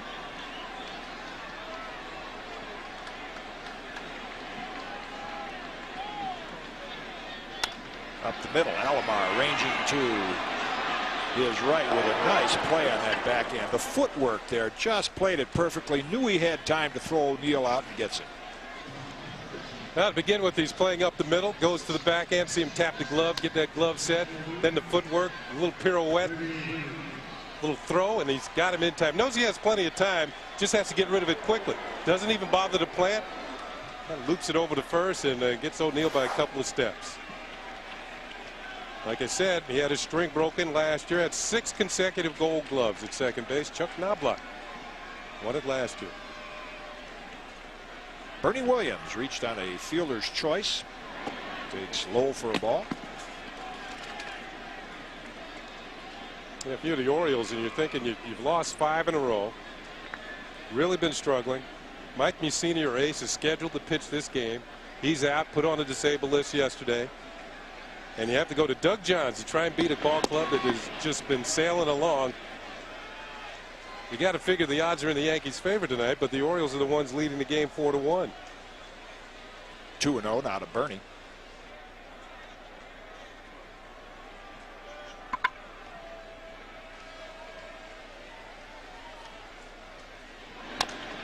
Chased a borderline pitch there and fouled it out of play.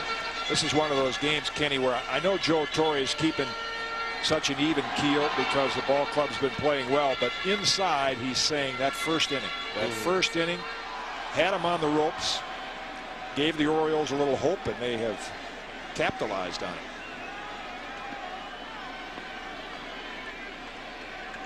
it. Off-speed pitch high, and it's 3-1. Always felt too that when you're facing a ball club that has been struggling and they come in, whether they've lost a 5, 6, whatever in a row, but they come into a new series, it's a change of scenery and a chance for a new beginning, if you will. Eric Davis will be the designated hitter, probably in one of the 3 games here. Bernie draws a 1-out walk.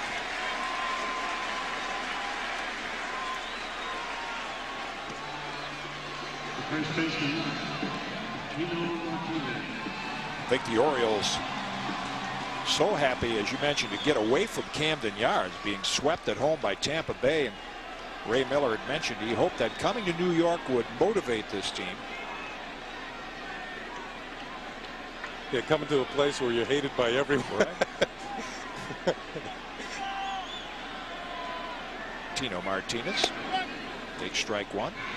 Well, I'll take exception to what he had to say, because years ago I came in here with the Orioles and I knew my mom and dad were here, so that was at least two people. Yeah, two people cheering for you. He has remained very calm during it all, Ray Miller.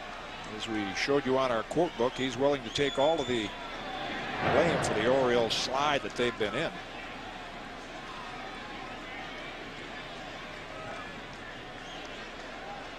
Their bullpen, the earned run average, more than double what it was last year at this time.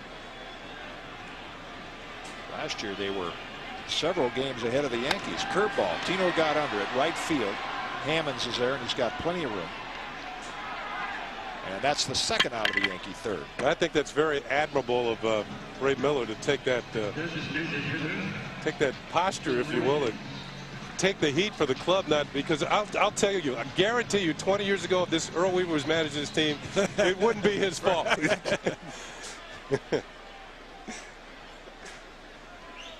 So Doug Johns is 1 out away from setting the Yankees down through the first 3 innings with just 1 run. We mentioned that's about all the Orioles are looking for from Johns, is a few innings.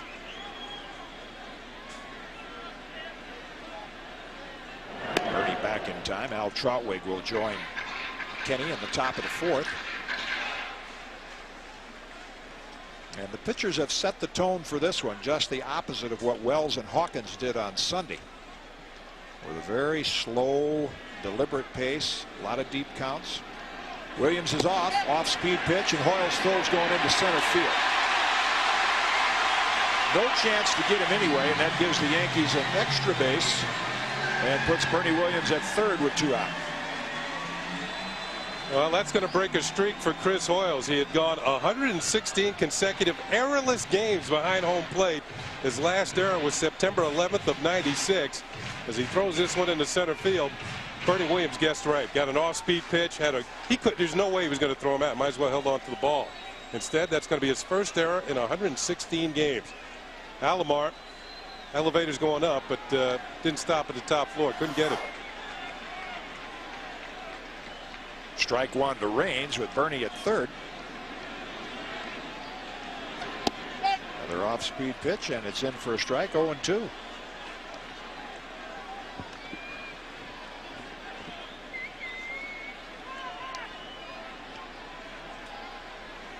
Hoyles just 9 of 40 in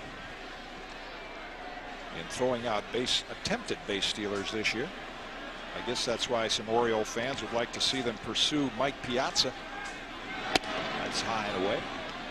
But I guess with the payroll where it's at right now, there's not too much more room for a high-priced player like Piazza. Yeah, but what they could do, Kitty, is the fact that they could get Piazza. There's going to be 13 free agents, so they're going to have some money to work with after some of these guys leave. It's like some Oriole. Wow. Oriole colors, but Yankee jersey and cap. Camouflage. Raines, did he check? Waiting for the call from Dale Ford, but Coble makes it himself. So Doug Johns strikes out Tim Raines to end the third. We head to the top of the 4th. Al Trautwig in after our commercial break. Orioles lead at 4-1.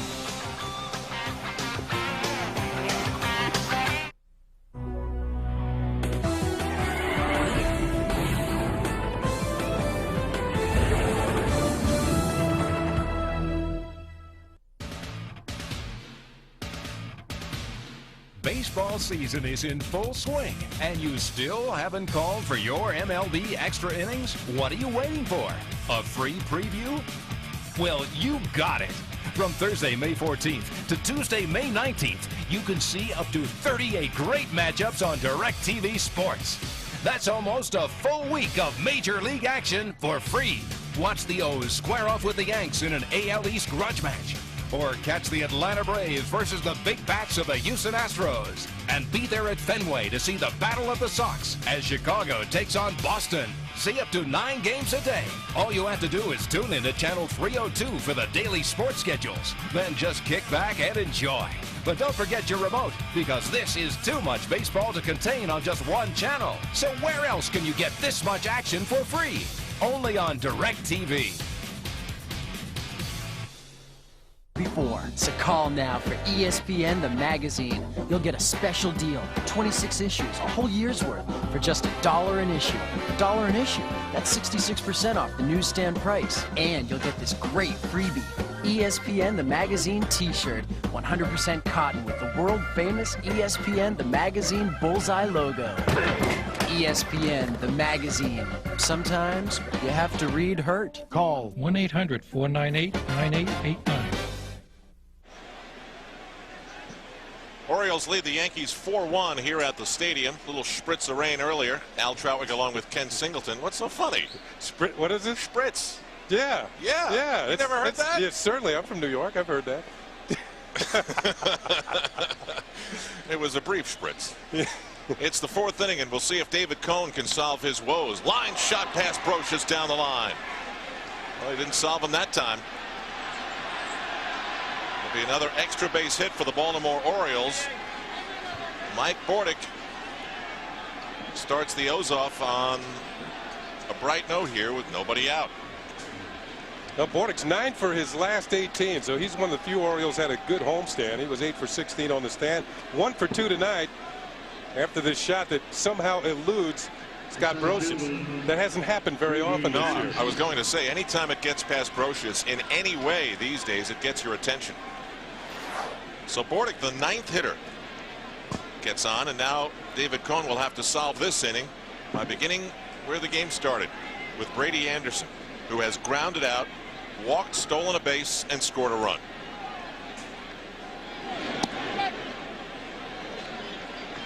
I mean, you look back on it, and it's a living baseball cliche because you say it all the time. When you have that first inning opportunity and you miss it, it seems long gone by the time you're in the 3rd or 4th inning. It's amazing how often that happens. Well, you give the other team a chance to right themselves. The pitcher, feels like he dodged the big bullet on the night, and he can go out and pitch his ball game. Cohen misses with a breaking ball inside.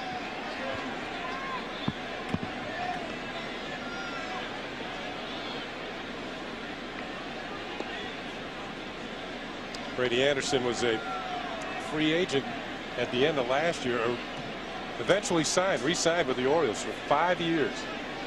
Under that baseball uniform, he's got a chiseled body filled with muscle. Out to Paul O'Neill, not enough muscle on that one. Bordick's going to take 3rd on the tag and throw. It's a good base running by Bordick. He made one false step towards 3rd when the ball was hit, realized it might hang up, took a look back, went back to tag at 2nd, and got over to 3rd with 1 out. Is it good base running, or is it really just basic fundamental base running? Well, with nobody out, on a long fly ball, you should tag up and try and get to 3rd. See, he took a few false steps, realized he had to get back, tags up, and heads for 3rd. Good base running by Mike Bordick. You have to, when you're at 2nd, you look around to the outfielder to see where they're playing. So it gives you an idea when the ball is hit, if the ball is going to carry to the outfielders. And he started, realized the ball might carry to Paul O'Neill, got back to 2nd, tagged, and moved to 3rd.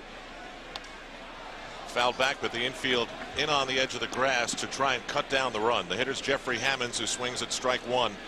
Hammonds 0 for 2. He's flied to left, walked, and scored a run, so he's really 0 for 1.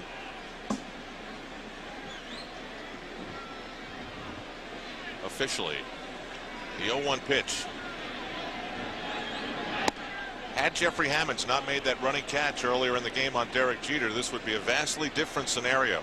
But he climbed the wall and pulled it down. And there you see the quick repair job that's been done. And matching tape, too. I like that. Yeah. These guys, Bob Wilkinson, Dan Cunningham, they're prepared and squared away. I remember the first time I saw Jeffrey Hammonds hit, Ken. I was getting ready to do a post game in Baltimore, and I believe he was a late inning pinch hitter, if not a pinch hitter in the 9th inning. And just the way he walked to the plate, the way he swung the bat, the way he looked in the uniform, he just said, future star to me. I mean, he just had that sort of aura about him. Late swing, 2-2. Well, the Orioles are hoping the same thing. As I said, they signed him to a 3-year extension. And for him, I guess it's more of a calming influence. He feels that the team now has confidence in him after all the injuries he's had, and maybe they're all behind him. The 2-2 with the runner on third. And David Cohn's going to flirt with another potential problem. The count goes full. Robbie Alomar's on deck. The Orioles have lost 5 in a row and were swept at home by Tampa Bay. 4 straight games.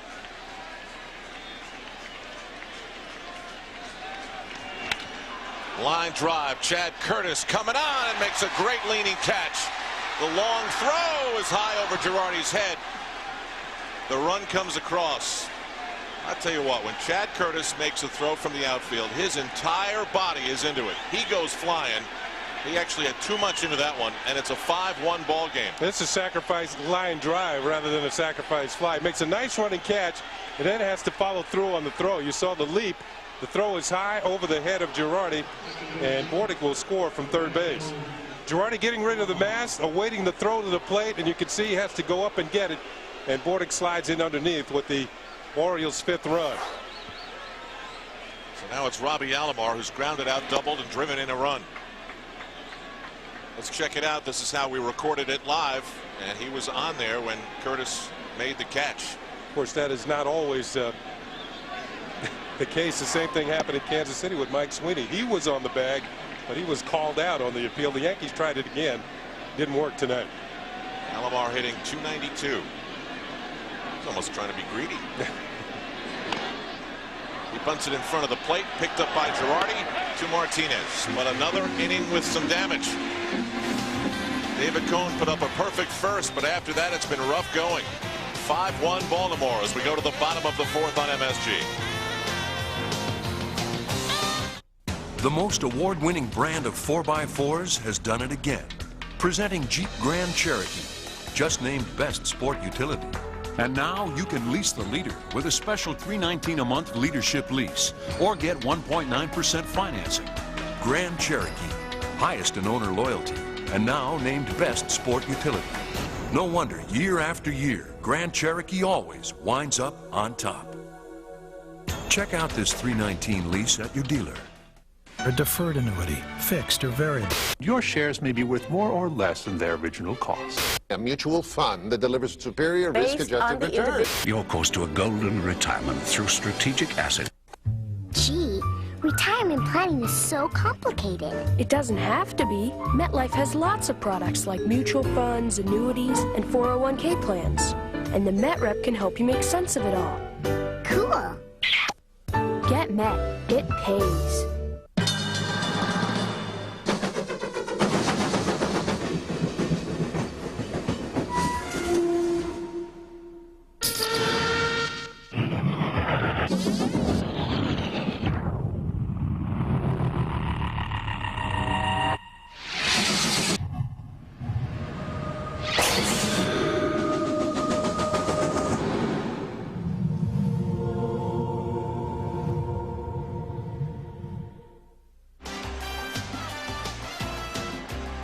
On a warm summer-like evening, Yankees baseball is brought to you in part by Guinness, the perfect pint.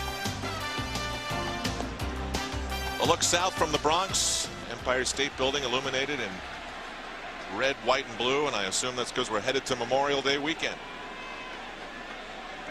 David Cohn obviously can't be happy. It's been a rough week for him emotionally, going through his mother's surgery, which came out fine, and having to refocus himself, but not his best stuff, to say the least. He's been tagged for 5 runs, 6 hits.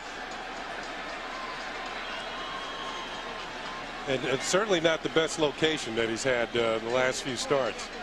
I would think he's headed to the clubhouse to cool off, get a drink. There's nobody warming up in the Yankee bullpen. So Chad Curtis will start things off against Doug Johns. The Yankees had him on the ropes, but he absorbed the punches and survived. And here he is pitching into the 4th inning, which, according to the Orioles, wasn't necessarily the plan. A leadoff single on the first swing by Chad Curtis. The Yankees attempt to mount a comeback. Ray Miller and Mike Flanagan look on. Ray Miller was the pitching coach with the Orioles when Flanagan won the Cy Young Award in '79. Yankees starting this 3-game series. A look at the Delta Airlines schedule. Tomorrow we'll do it again on MSG, the Yankees and the Orioles. Then the WB11 picks it up for Thursday, Friday when it switches to Fenway, and Saturday. We're back with you for the series finale, Yankees and Red Sox. And boy, in Boston, that'll be a good series. Curtis is on for Scott Brocious, who just keeps on slugging away. His 11th double of the season came in his first at bat, the batting average at .323.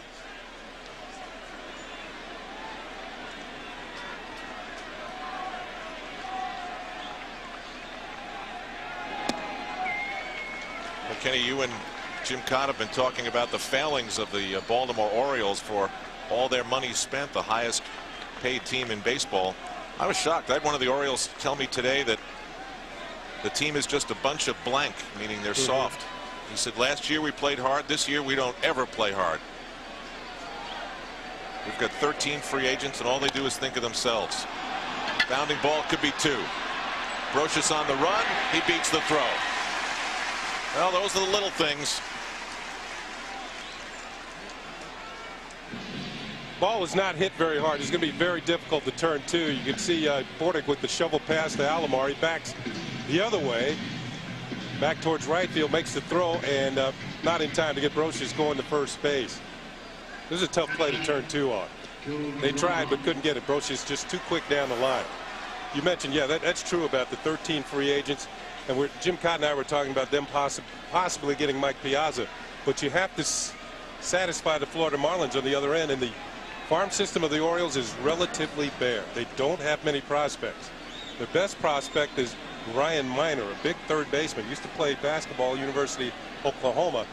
And one of the scenarios is that Rafael Palmeiro will just move on next year. Cal Ripken will move to first base, and Miner will take over at third. The hitter for the Yankees is Joe Girardi.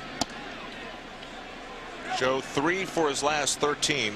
It's a little under .250. Grounded to second, but drove in a run in the process on the season at .210. Joe took a lot of extra batting practice today. Actually was in the cage with Chris Chambliss, the Yankee hitting coach. Joe said when you don't play every day, it's so hard to get in a groove and stay in a groove, so I've got to create my own game situations. 5-1 Baltimore. Hoyle's blocked, but on the play, Brocious advances. No hesitation, quick reaction, very alert. Good reaction on the bases. As soon as this ball was not handled cleanly by Chris Hoyles, Brocious is off and moving, and he gets himself into scoring position. You got to give some credit as Ray Miller sits next to Mike Flanagan to Jose Cardinal on a play like that. I don't know if Jose was involved, but you got to figure he was verbally to give Brocious the reassurance to go. So the Yankees with a runner in scoring position, down 4. The 2-0 pitch, line drive center field. Willie gives the green light to Brocious. The throw from center is in time. He's out.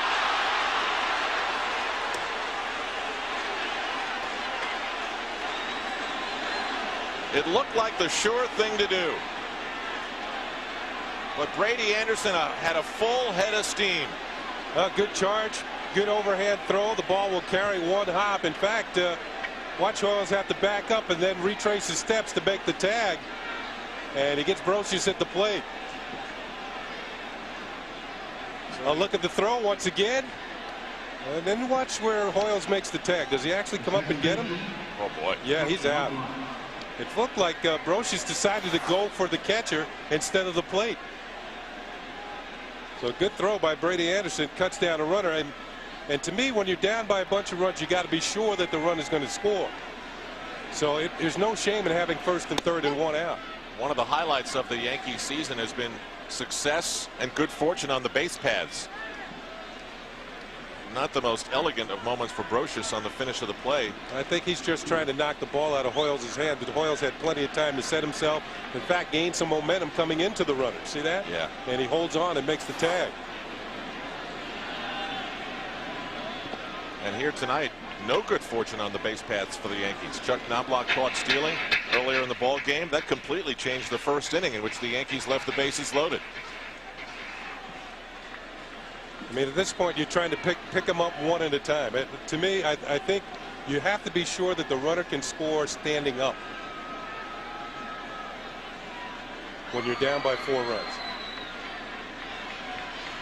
Well, it took a great throw, and the Orioles got a great throw. The pitch to Knobloch is in there for a strike. 1 ball and 2 strikes. Girardi advanced to second on the throw. See, but Willie Randolph's thinking had to take a perfect throw to get him. And it was pretty much a pretty perfect throw right over home plate. Nice big fat bounce. Yeah.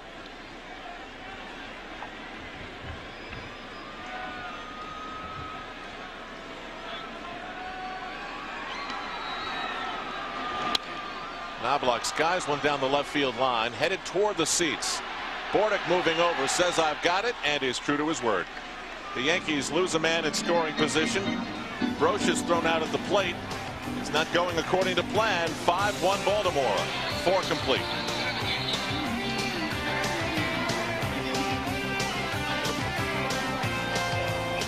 I was born under a wandering star.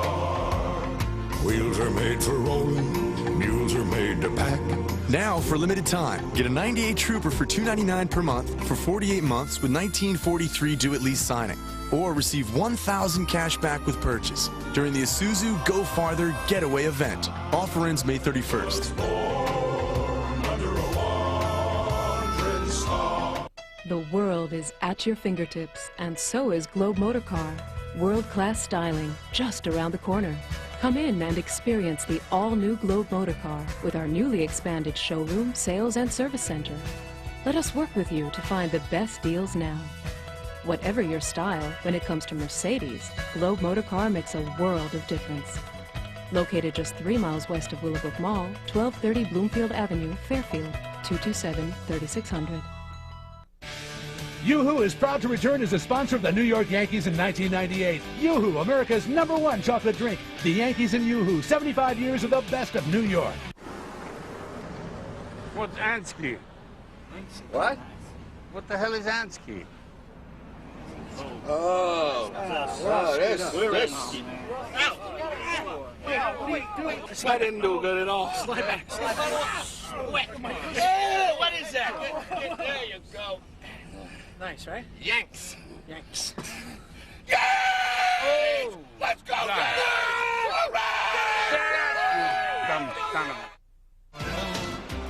The 5th inning of Yankees baseball is brought to you in part by the full line of vehicles from Mitsubishi, built for living.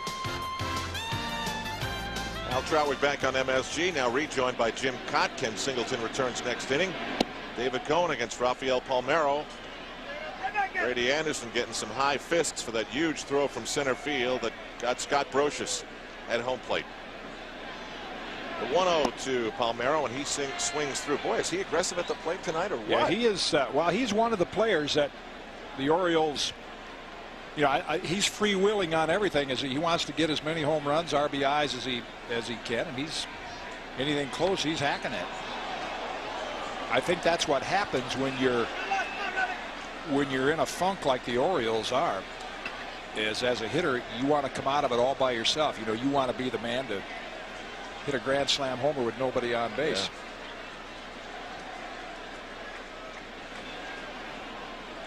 Yeah. I haven't heard any big explosions from Peter Angelos, but can you imagine if George Steinbrenner was getting this kind of effort and result? Yeah. Well, the signs at Camden Yards, one of "Where's Davy?" Yeah. Davy Johnson. The 2-2 to Rafael Palmeiro. Fouled off. Going back to last inning, Al, I know Willie Randolph is a very aggressive third base coach, as Don Zimmer was. That's probably one that Willie would like to take back, because well, the Yankees have given the Orioles a couple of extra opportunities to hold this lead. They've had a lot of base runners, and they had the top of the order coming up. Granted, I think a little better slide by Brocious, he still would have been safe. Struck him out. Only the second of the ball game for David Cohn, but that's a much better way for him to start this 5th inning. Girardi sets up on the inside. And it looked like a splitter that Palmeiro swung over. Yeah, he hasn't taken many close pitches. No. And now Cone will deal with the man for the Baltimore Orioles tonight, the DH Harold Baines. 2 hits and 3 runs driven in.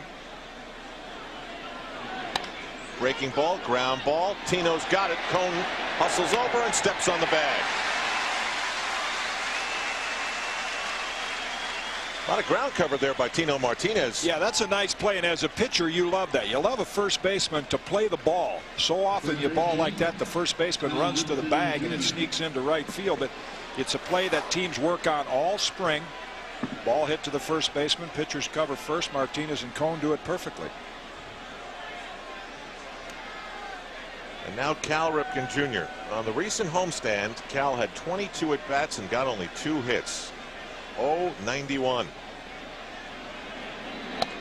And it was long the rumor that Ray Miller told Peter Angelos that one of the things he would do was that he would finally sit Cal Ripken Jr. down and end this thing so the team could move on. And if ever there was a reason to do it, that homestand was it. Still didn't do it.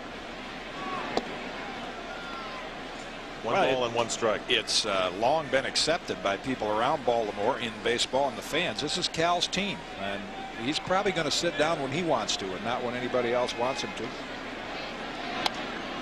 Fouled off. Now this is Cal's team, as you say, and yet the same Oriole that I talked to about all the problems in the clubhouse and how the team has no fight also said the team has no leader. Right. We know who it should be, but it's not even close. He's not that kind of personality. You see Sidney Ponson loosening up in the bullpen because Doug Johns has not pitched beyond 4 innings all year. The 1-2 to Ripken.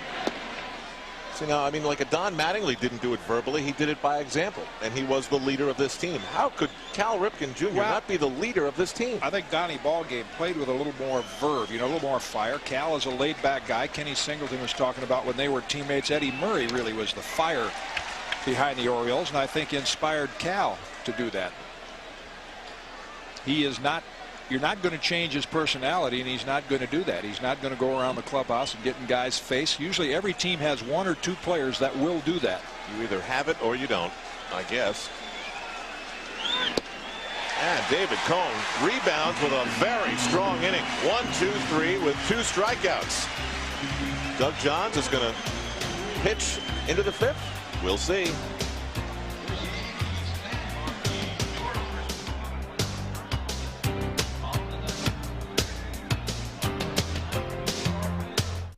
Where can I get Bell Atlantic mobile wireless service? I know I saw a store around here somewhere. Wait a minute. I can go to any Nobody Beats the Wiz location. That's where I can get the best wireless values in New York and New Jersey, like Digital Choice service with the first incoming minute of every local call free.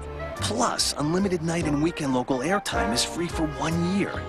And I know there's a store right over here. Bell Atlantic mobile service is now at Nobody Beats the Wiz, a Cablevision company. We've extended the Nissan Pre-Memorial Day event due to popular demand, which means we've extended our incredible 1.9% APR financing on the quality and craftsmanship of the new Nissan Altima. And we've extended our great leases. See your Nissan retailer now and spend Memorial Day and beyond in your new Nissan Altima. The extended Nissan Pre-Memorial Day event, only through June 1st. Lease the Nissan Altima GXE for $229 a month for 39 months with an initial payment of $999. You'll find it easy to get to, but very hard to leave. It's the Mohegan Sun way. We keep the line short and the action non-stop. It's the Mohegan Sun way. Everybody wins at these tables. It's the Mohegan Sun way. We'll make every visit one you'll remember. It's the Mohegan Sun way. Exit 76 off I-95 in Connecticut. Like no place on earth. Come experience the Mohegan Sun way. Nobody does it like you. To deep clean your carpet and upholstery, you can get a Hoover Steam Vac Ultra and pay once. Or pay these guys. Nobody every time. Does it like you. Kitty, Yankees baseball in the bottom of the 5th, brought to you in part by Hoover. Exactly. Nobody gets the dirt like Hoover. Nobody. Yankees down 4 here in the Bronx. Little breeze has kicked up, getting a little cooler, but it's been mostly warm, sticky, and a little rain earlier in the ball game, but no stoppage to the ball game itself. Derek Jeter came into this game about as hot as you can be. 7 for his last 13. Starts the game off with a single, and then could have easily had a double or a triple were it not for an outstanding catch by Jeffrey Hammonds. And it just so happens to be our Hoover pickup of the game. Jeter to the opposite field, and Hammonds just climbs the wall and rips it apart. Really something that he could hold on. Jeter skies another one. Boy, did he get wood on this one. Grady Anderson back to the wall, and he pulls it down on one knee. It was just a little too high. Well, you talk about a fly ball becoming a home run by the difference of 1/8 of an inch. This must have been a 32nd of an inch. You see Derek shaking his head because he's got to supply all the power. Doug Johns is not a power pitcher, and you see Brady get back there, and this will tell you how the ball is hanging up a little bit because it actually came back in front of him. Track a little wet out there. Brady loses his footing. Had a good sound to it. So off the 2 outfield catches, Jeter 1 for 3. O'Neill comes up swinging away. He's 1 for 2 with a single. Doug Johns now his season high in innings pitched in the ball game. He had never gone beyond the 4th inning, and the only reason he's out there now is because with O'Neill and Martinez coming up, Ray Miller would like to see him face the lefties. Sidney Ponson, the righty, has been throwing in the bullpen since last inning. This guy was pitching in Italy last year, facing those fearsome Italians. Well, we mentioned at the top of the game, the Yankees have had some problems with Vaughn Eshelman and Rich Robertson, Jamie Moyer, who is a quality pitcher, but lefties that aren't necessarily hard throwers. Steve Wojciechowski used to be with Oakland. The 0-2 to O'Neill. It's grabbed by Hoyles. Look at the Toyota box score. The Yankees got it going. Curtis, Brocious, Girardi, Knobloch, Jeter, O'Neill. The top of the order had it going in the 1st inning. The bottom of the order had something going in the 2nd inning, and all they got out of it was 1 run.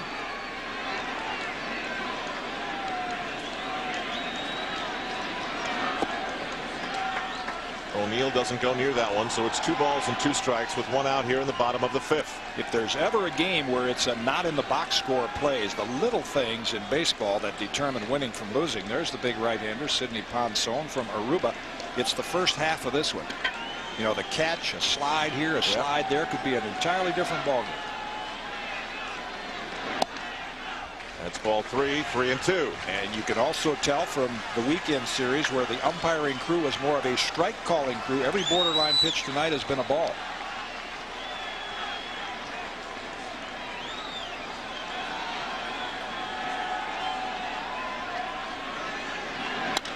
O'Neill goes for it up the middle past Robbie Alomar.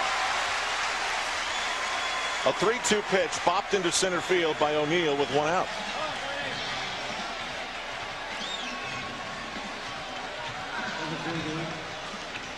Johns now will face Bernie Williams. Ray Miller going to allow him to pitch to Bernie Williams with a 4-round lead because Tino's on deck. And he wants Johns to face another left-hander.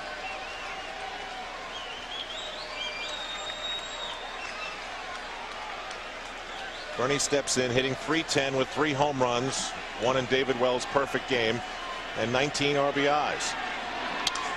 Bernie sends one pretty. No, not too deep at all. I think he cracked his bat on that one. The way it came off the bat, it looked like it could go far, but it came up well short. You notice most of the fly balls are ones by Jeter, now by Bernie, out in front. See, Johns is not a hard thrower, and he's kind of destroying the Yankees' timing just enough to keep it in the ballpark. That one off the end of the bat. Well, here's your matchup. Who do you think's going to win it? The New York Marriott Marquis. Look at David Cone and Doug Johns. Johns going 4 2/3, scattering 7 hits, but giving up only 1 earned run. David Cone's been touched for 5.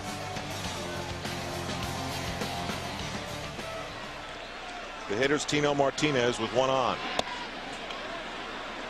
You see that note today that David Wells set the Major League record, American League record, when he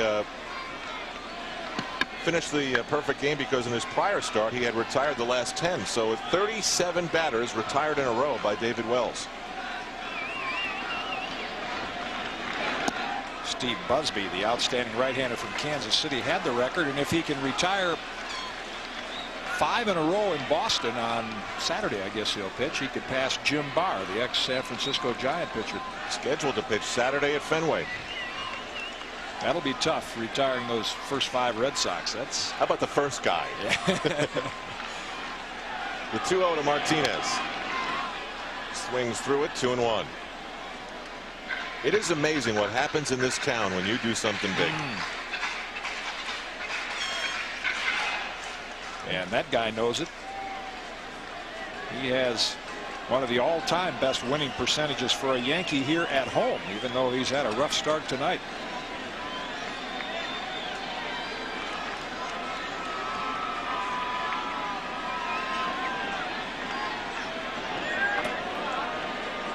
O'Neill back on the Doug Johns throw.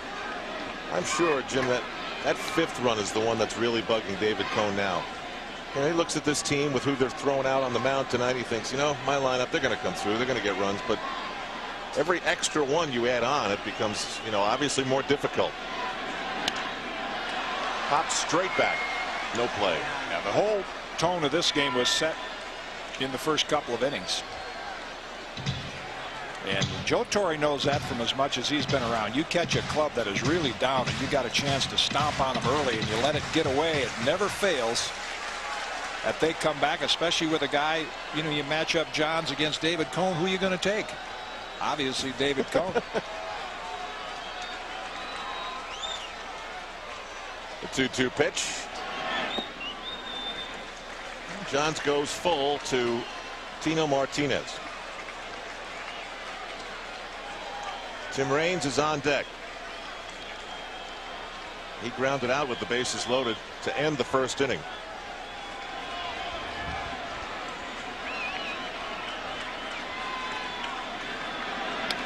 Big breaking ball, and Martinez fouls it off. Right on it. And again, the depth of the Yankee bench coming into play. Ray Miller's sitting there saying, should I bring in a fresh pitcher? If Tino Martinez gets on and he brings in a new one, Joe Torre can go to his bench and bring up Darryl Strawberry if he wants to go for one long ball to get back in the game. And he's got a bat in his hand.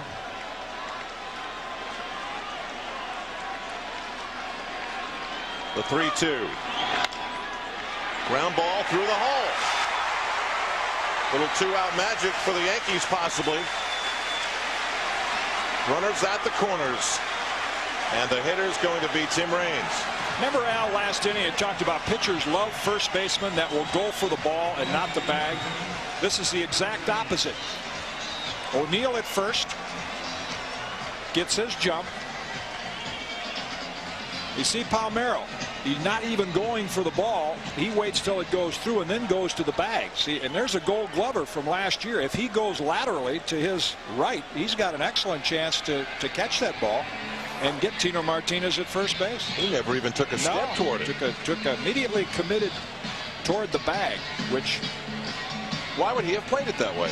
I think just instinct. I know I always made it a point to go to my first baseman, Don Mincher or Harmon Killebrew, and you see Palmeiro's reaction. I think as soon as he broke, he realized he should have gone for the ball. But I always like to go to a first baseman and say, hey, go for the ball. I'll be at the bag. You love to have him try to cut it off. I think Ray Miller senses that Darryl Strawberry more apt to hit a long ball than Tim Raines, so he's going to go with Johns against Raines instead of bringing in Ponson to face possibly Strawberry. Mike Flanagan has spoken to Doug Johns. And it's Raines up here and in another good run scoring position.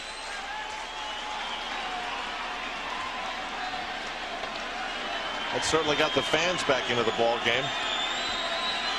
Raines is 0 for 2, grounded out and struck out. The block by Hoyles.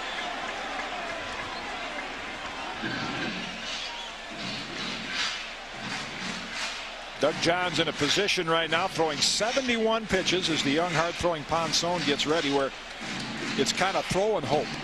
He hasn't been this deep in a ball game, and he's just trying to throw a couple more of those change-ups up there and hope that he can get Raines out in front and maybe hit a pop-up.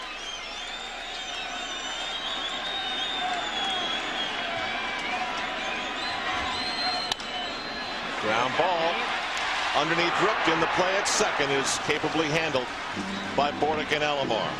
The Yankees strand 2, and it's a 5-1 Baltimore lead through 5. Yankees baseball will continue after these words from Bill Daughtry at the sports desk. Thanks, Al Troutwig. Red Sox and White Sox at Fenway Park. The return of Will Cordero, one of the storylines in Boston. Cordero's team with the big lead in this ball game. Will and Mo Vaughn in a little pregame reunion there. Fifth inning, Frank Thomas puts the big hurt on that serve from Saberhagen. 3-run homer, part of a 6-run fifth for the White Sox. They lead the ball game comfortably tonight at Fenway Park. New York Mets, they've got 1 in the books. Game 2 of the doubleheader, going for the sweep. They lead the Reds that ball game 3-1 in the 7th inning. Here's Ray Ordonez up. You see the score there in the background. Ordonez is going to tack on 2 more for the Mets here in the bottom of the second. A 3-base hit to chase home a couple more runs. The New York Mets, they take a 3-0 lead at that point. Score now 3-1 Mets in the 7th inning. We've got more news to tell you about. A little basketball business coming up after this timeout for a commercial message on the MSG Network. The most award-winning brand of 4x4s has done it again. Presenting Jeep Grand Cherokee, just named Best Sport Utility. And now you can lease the leader with a special $319 a month leadership lease or get 1.9% financing. Grand Cherokee, highest in owner loyalty, and now named Best Sport Utility. No wonder year after year, Grand Cherokee always winds up on top. Check out this $319 lease at your dealer. With the playoffs, Pacers and Bulls, game 2 of the NBA Eastern Conference Finals. Bulls looking to go up 2-0, but the Pacers, they've grabbed the lead 41-34 in the second quarter. Game 6, Stanley Cup Western semifinals. Detroit going for the knockout. St. Louis trying to extend 4-0 Red Wings. That game going to the 3rd period. You join us on Sports Desk after Yankee baseball. We'll have Daily News' Mark Kriegel. Going to the top of the 6th inning with the Orioles on top, 5-1. Fans catch all the action when the Boston Red Sox come to the stadium for 4 games on Thursday, May 28th and Friday, May 29th, both at 7:30. Then Saturday, May 30th at 1 o'clock, and Sunday, May 31st at 1:30. On Sunday the 31st, all fans will receive a Yankee cap, compliments of Dime Savings Bank. Tickets are available at the stadium through Ticketmaster, the Yankee Clubhouse stores, and on the web at www.yankees.com. B.J. Surhoff will lead it off. And the first pitch from David Cohn is in the dirt. Surhoff has doubled and been walked intentionally. Kitty, you mentioned he's born in the Bronx, grew up in Rye, New York, graduated from Rye High School, then off to the University of North Carolina. Swing and a miss, 1-1, where he holds the all-time record for batting average over a career, .392, while playing college ball as a Tar Heel. Played a lot of right field at the University of North Carolina. Ouch, look out. Tough souvenir for the fans on the right field line. Speaking of fans, with the Orioles and the Yankees for the first time, the stands are filled in within the foul poles, but not as many as you would anticipate with a series of this magnitude. And 80 degrees. Division rival. Yep. Maybe they saw enough on Sunday. They got that Beanie Baby, but fastball is a broken bat single into center field for Surhoff. And the Orioles have a leadoff man on here in the 6th inning. Surhoff with his second hit. And that'll bring up Chris Hoyles, the catcher. Sitting at an 0-for-2 night, has fly to left and struck out. The Yankees have actually out-hit the Orioles in this game 8-7, but trail by 4. And we talked about it in between innings. The Yankees have squandered some chances. Certainly have.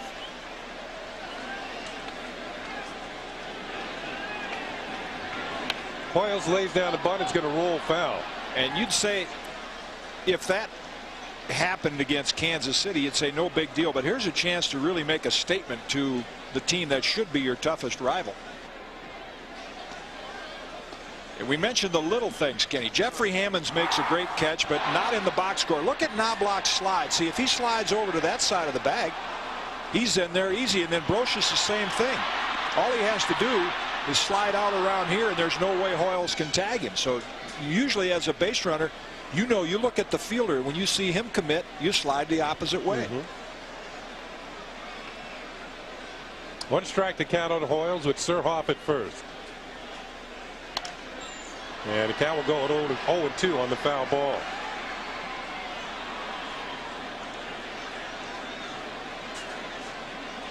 Chris Hoyles, a veteran catcher, has been splitting time with Lenny Webster. Webster's been getting some more playing time, and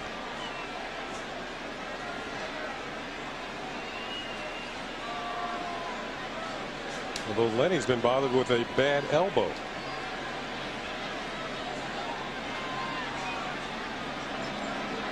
Throw to first. Surhoff is back. The Orioles do not steal very often. They are a station-to-station team. Darren Holmes warming up in the Yankee pen.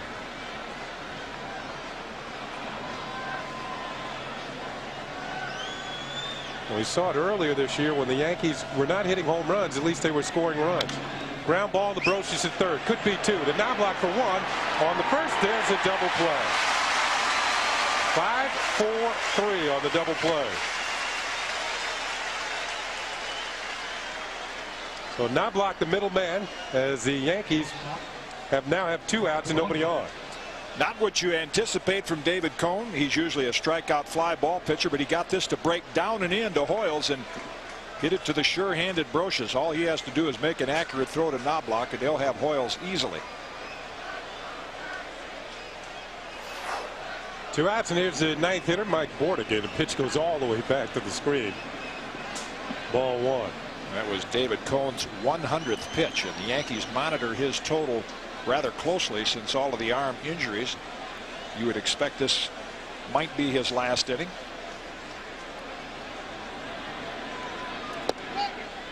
Good breaking ball to the corner. Levels the count at a ball and a strike.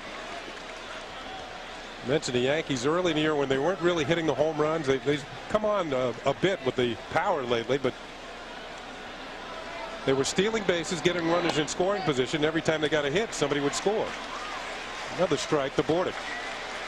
And that's one of the differences between the Orioles and the Yankees. More of a multifaceted offense for New York. Drop down, and a breaking ball is pulled foul. I think there was a book out. It probably still comes out every year at a Total Baseball or something like that. That talks about hitters advancing base runners and pitchers allowing bases. That's, of all the numbers we have, that might be one of the more important ones. How many bases do you allow, and how many base runners do you advance? 1 ball and 2 strikes. Splitter knocked down by Joe Girardi. That will level the count at 2 balls and 2 strikes. I think one thing that's been off for David Cone tonight is command of his pitches. He has not been able to ride the fringes of the strike zone as he has been lately in his previous starts.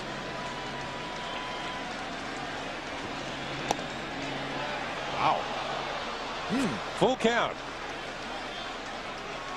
Sidney Ponson warming up in the Orioles bullpen. And Cone and Girardi thought they had strike 3 there. Here's the payoff pitch. Swung on and missed, strike 3. But David Cone picks up his 3rd strikeout, and we played 6, make that 5.5 innings here at the stadium.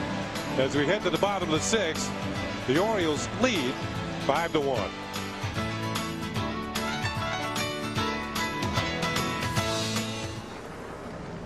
What's Ansky? What? What the hell is Ansky?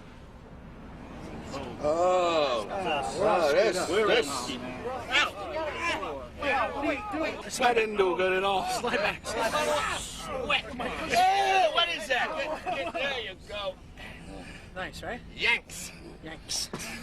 Yanks! Oh. Let's go!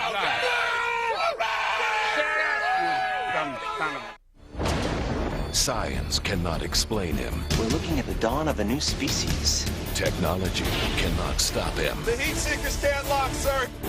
But unless we outthink him, we believe it may be hiding inside one of the buildings. But you don't know for sure. we won't survive him.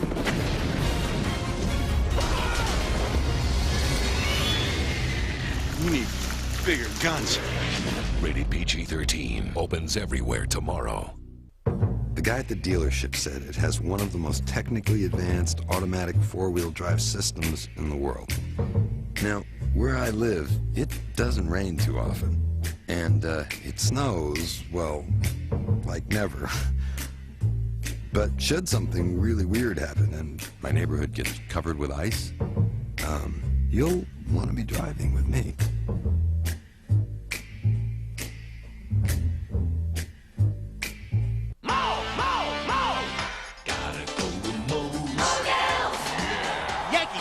No, you gotta go to Moe's. Check out Modell's all-star lineup of officially licensed teamwear. Gotta go to Moe's. New pitcher warming up for the Orioles as we go to the bottom of the sixth. And for you fight fans out there, on Saturday, June 6th, the heavyweight championship of the world returns to Madison Square Garden. The real deal, Evander Holyfield, is set to defend his heavyweight title against 6'7" giant Henry Akinwande. That's at the Mecca. Holyfield joins Ali, Frazier, Lewis, Dempsey, and Holmes as the only heavyweight champs to defend their title at the Garden. Tickets for the June 6th heavyweight championship of the world, that's Holyfield against Akinwande, are on sale now at the Garden box office and all Ticketmaster locations. D-Day at the Garden. Mel Stottlemyre and David Cone talking it over as David Cone ended the top half of the sixth inning. Pretty dejected David Cone. I mean, I think it's kind of tough to pitch after a guy pitches a perfect game, and chances are Coney might have been trying a little too hard. You mentioned you did not have good command of the breaking ball. I don't know if Mel and David Cone are discussing right now his night's work or whether Mel's already told him that his night is over. With these days off, all the starters been getting an extra day of rest. 21-year-old Sidney Ponceau from Aruba. And there's a curveball, and he starts out Chad Curtis and misses for ball one. And now in the dugout, I guess you say dial it up a notch, huh, boys? Because Doug John's throwing a lot of off-speed stuff, and this kid gets it up there pretty good. Just 21 years old. There's a look at that high fastball, and good cut by Curtis, and fouls it back.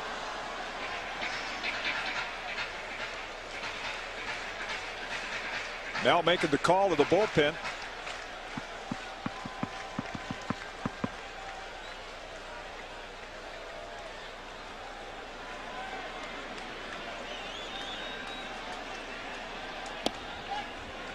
Call strike to the corner, 1-2. Ponceau,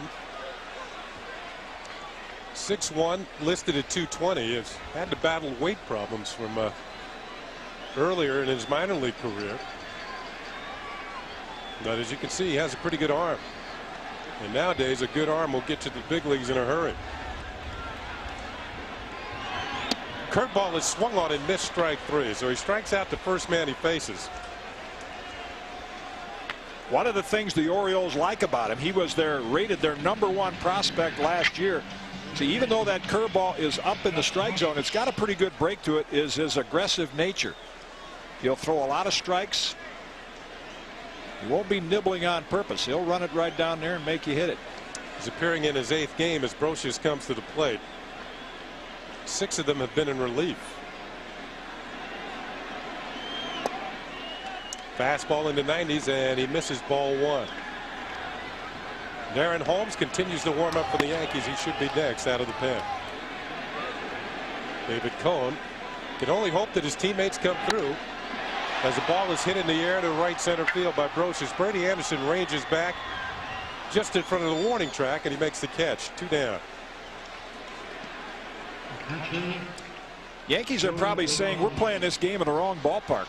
If you're playing this game in Camden Yards, they got about 3 or 4 home runs by now, but they're hitting it to the deepest parts of Yankee Stadium. There you see the golden bat, making it appear that the ball might be carrying out, but it is not. The wind is holding it in just enough. Ball one to Girardi. It was grounded out to drive in a run and also had a base hit. Drove in the lone Yankee run in the second inning. Broken back grounder right back to the mound. It's going to be an easy 1-2-3 inning for Sidney Ponson as he retires the Yankees in order here in the bottom of the sixth inning.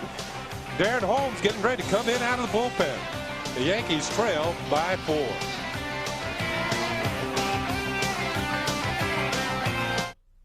Okay, tune into Bob's for men's, women's, and kids' Levi's jeans. 501-505-550. Bob's, the only place for Levi's. Baseball season is in full swing, and you still haven't called for your MLB extra innings? What are you waiting for? A free preview? Well, you got it. From Thursday, May 14th to Tuesday, May 19th, you can see up to 38 great matchups on DirecTV Sports. That's almost a full week of Major League action for free. Watch the O's square off with the Yanks in an AL East grudge match. Or catch the Atlanta Braves versus the big bats of the Houston Astros. And be there at Fenway to see the Battle of the Sox as Chicago takes on Boston. See up to 9 games a day. All you have to do is tune in to Channel 302 for the daily sports schedules. Then just kick back and enjoy. But don't forget your remote, because this is too much baseball to contain on just one channel. So where else can you get this much action for free? Only on DirecTV. Here's the payoff pitch. Swung on and missed, strike 3. David Wells is down to 1 more out. O'Neill appears to have room. He puts it away, and David Wells has pitched a perfect game.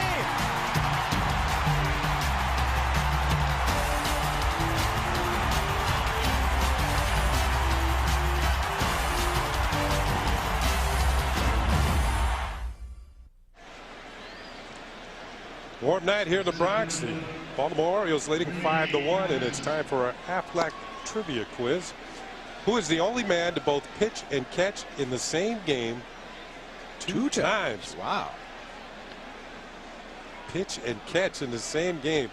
Now, guys like Bert Campaneris and my ex-teammate, the late Cesar Tovar, were those types of players that played every position during a ball game. Darren Holmes is warming up. As far as I know, they only did it once. That's one of those situations where a club is out of it, not playing well. They need a draw, so they decide to let a player like Cesar Tovar or Bert Campaneris play every position during the course of a game. A little novelty. And we understand it was a former Yankee. Let's see, a couple of years ago, I remember they brought Mike Aldretti in to pitch a couple of innings, but as far as I know, he only did it once.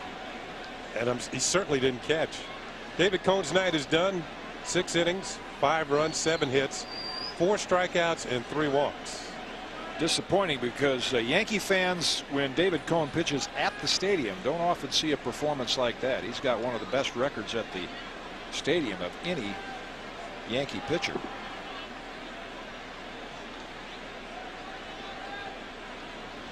Brady Anderson's going to lead it off against Darren Holmes. Holmes is making his 13th appearance of the year. Looked like a cutter, and it's low and inside for a ball. Anderson walked, stole a base, scored a run. That was in the 3rd inning. And he's grounded out and flied out.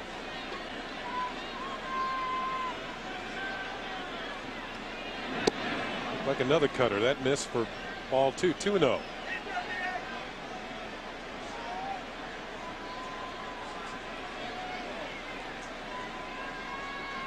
See, just underneath the neck area, that's where Anderson had that injury as he grounds a ball foul.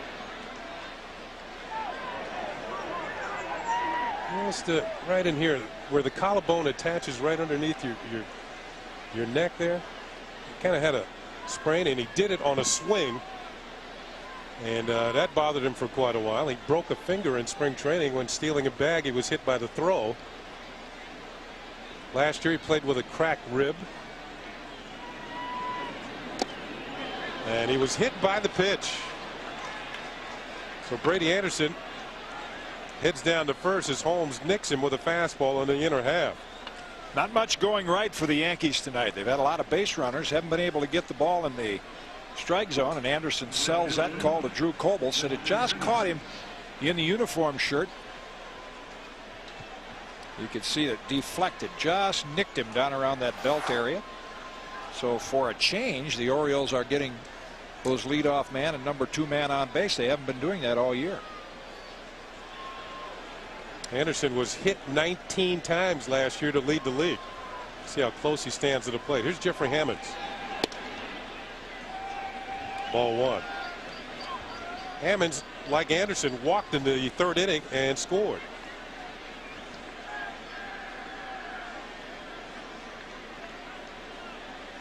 You got to be leery of Anderson over at first, and he does have a good lead. Not going. Pitches grounded to short for Jeter. Could be 2. To Knobloch for 1 on the first. Scooped out by Tino Martinez. Double play. They had to hurry because Baltimore had some speedy runners on base, but they got the job done. Hit sharply enough, and Jeter with a quick release gives Knobloch plenty of time. But as you mentioned, Brady Anderson bearing down on him, and it takes a nice scoop on the other end by Tino Martinez to complete the play. I think Knobloch influenced a little bit by Anderson bearing down on him, and he got rid of that in a hurry. Did Chuck really vacate the premises? And what did he get out of there? Here's Roberto Alomar. And he takes a call strike. Second baseman have a little list. I don't know if they keep it in their pocket, but I know, like Frank Robinson, who was here the other night, Don Baylor, both former Orioles, you knew if they were on first base and you were a second baseman, get out of Dodge in a hurry. They'd make the second baseman cheat a little bit more towards the bag, get a little closer to second, and open up that right side a little more. A ball and a strike on Alomar.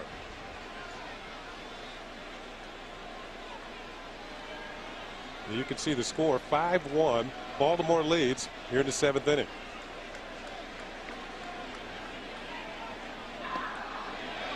Yes, he did. He went around too far. A ball and 2 strikes. Our Toyota Orioles box score. Alomar with the 1 for 3. Harold Baines driven in 3 runs tonight, 2 for 3. E.J. Surhoff with a couple of hits.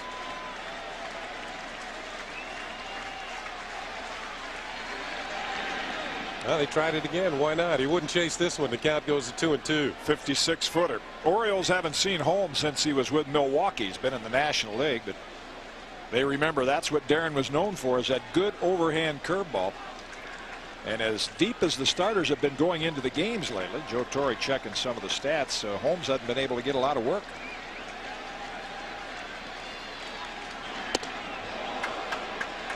Just underneath the chin, and the count goes full to 3-2.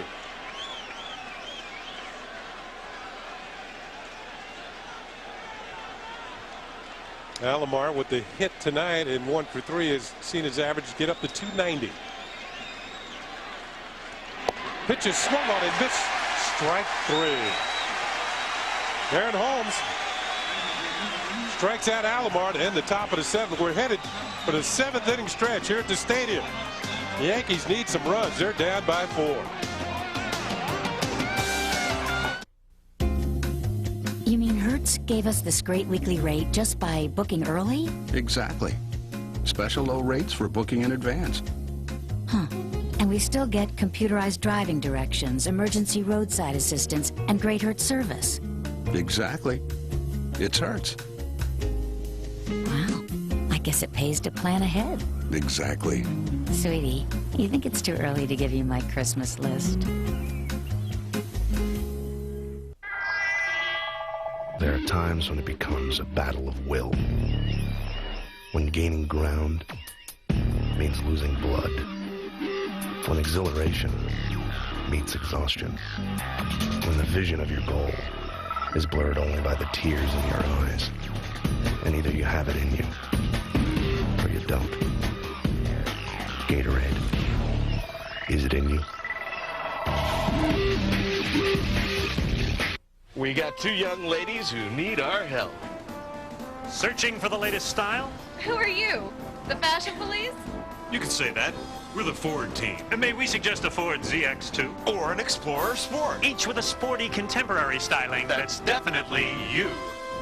And now you can lease a Ford CX2 for just $199 a month or get low 1.9 financing during the Great American Ford Sales Event at your Ford dealer now. You guys should have your own label. We do, man. Fans, New York Yankee baseball is brought to you in part by your Tri-State Ford dealers. That's why you drive a Ford.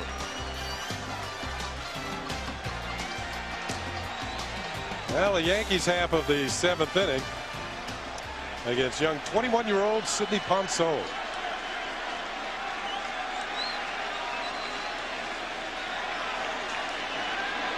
And the first pitch to Chuck Knobloch is in for a strike. Knobloch is 1 for 2 with a walk. I'm sure, Kenny, right now that Ray Miller is kind of holding his breath saying these are the innings that this team has let games get away. They have not been able to hold a lot of leads after the 7th. A ball and a strike to Knobloch.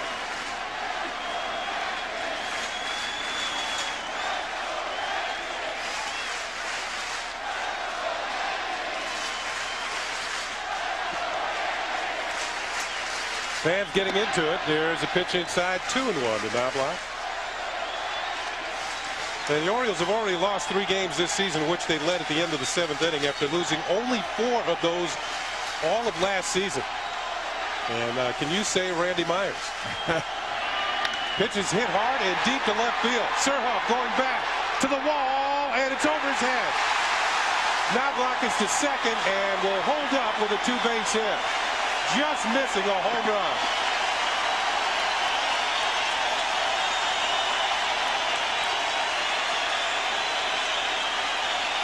Good try by the Yankee left fielder. Hit well by Knobloch, but as you see Surhoff take a quick glance, and then it got over his left shoulder. It's one of those could have, not should have. It could have been caught. Hit far enough where if you're B.J. Surhoff, you say, hey, the ball's hit 400 feet, but you see he never got on the right side of the ball. The Oriole left field. Yeah. You know, there's another case in point. You mentioned Camden Yards and Yankee Stadium. That is well back in the seats at Camden Yards. Well, Derek Jeter 1 for 3, had that base hit, extended his hitting streak to 14. But he's hit 2 solid shots that have been caught deep in the outfield. One to right and one to center. Yankee fans want some action here in the 7th inning. Knobloch's at second with nobody out. Breaking ball. Styled by Cal Ripken at third from his knees. Throws Jeter out. Well, now we're going to an update, and at Sports Desk, we're going to join Bill Daughtry. Thanks, Kenny. Down in Philadelphia, Mark McGwire is your new National League and Major League home run leader. This is the 3rd of 3 on the night, no doubt about it. His 3rd home run of the game off Wayne Gomes gives St. Louis a 10-8 lead. Thank you very much, Bill. Babe Ruth of the 90s. Wow. 20 home runs for Mark McGwire. We're going to look at this stab by Cal Ripken. Yeah, this is great anticipation because Ripken doesn't have the speed anymore, but no doubt he's on the balls of his feet, ready to move either way, and takes a double away from Jeter. Excellent play by the Baltimore third baseman. Robbed Jeter of at least a 2-base hit. O'Neill takes a call strike. Another difference, Kenny, between the Orioles and the Yankees. The Orioles sell out every night, but their fans at this stage of the game don't get into the game like Yankee fans do. I don't know what the crowd is here tonight, 20,000 plus, but at this stage of the game, they sense that their ball club can come back. Yeah, the Orioles yesterday on their last game of the homestand went over the 1 million mark in attendance. Pitch is hit hard to right field. It's going to be a base hit. In fact, it's getting all the way to the wall. O'Neill is going to hit for second. The throw is not in time. He's in with a double. Knobloch scores, and it's 5-2.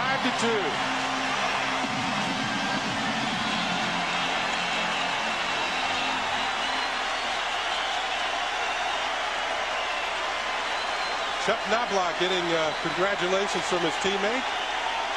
Just a handful of plays tonight. The Hammonds catch, the Ripken pick on Jeter. Big play in this inning. O'Neill goes down and gets a breaking ball. He doesn't run fast, but he runs hard from step one, and Hammonds plays it as well as you can, and O'Neill is able to slide in just ahead of that tag.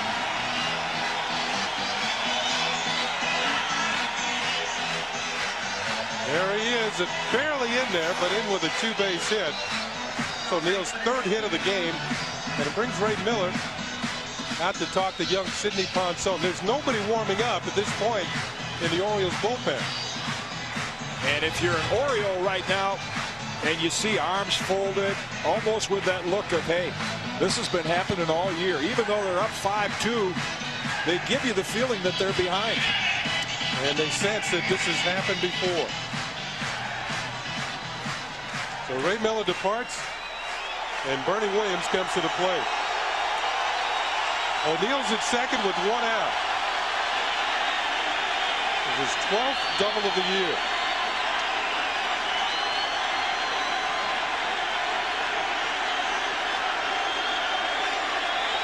You can hear the crowd in the background. Ball 1.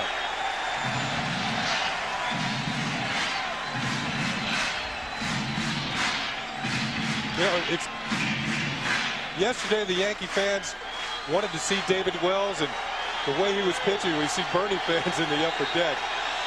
They were cheering the defense, and Bernie tonight they want the offense. Swung on, hot smash to second, handled by Alomar as he throws out Bernie Williams. O'Neill moves to third.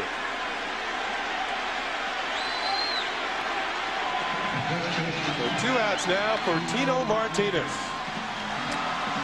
You mentioned nobody warming up in the Baltimore bullpen. I think Ray Miller has seen so many failed saves late in the game that he's saying, here's a young kid with a good live arm, and I'm going to give him a chance to move into a role and see if he can shut this ball club down. A lot of pressure on a 21-year-old coming in to pitch in Yankee Stadium. The Orioles have made the second most pitching changes in the league, trailing only Cleveland.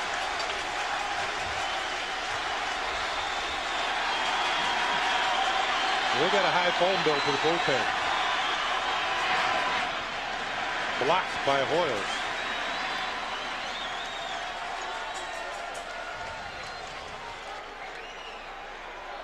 Now, Paul O'Neill is not a speedster. Willie Randolph just walked over to him and said, hey, be alive now. This guy's throwing his curveball in the dirt. You have to be ready to score on a short pass ball or a wild pitch. With Ripken well off the third, you can get a pretty good lead. Swung on and missed. A ball and a strike on Tino Martinez. Tino with 37 runs batted in on the year.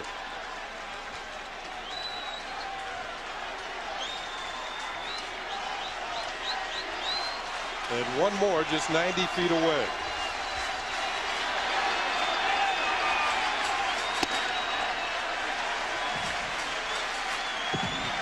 Two balls, one strike. Here's our Yankees Toyota box score. Knobloch with a couple of hits, 2 doubles. O'Neill with 3. Locious with a couple.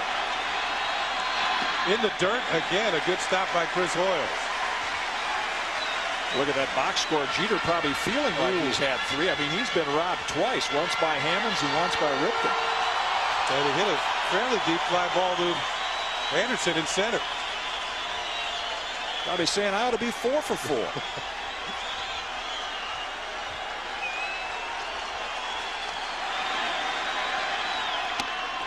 4. It'll bring the tying run to the plate in the person of Tim Raines.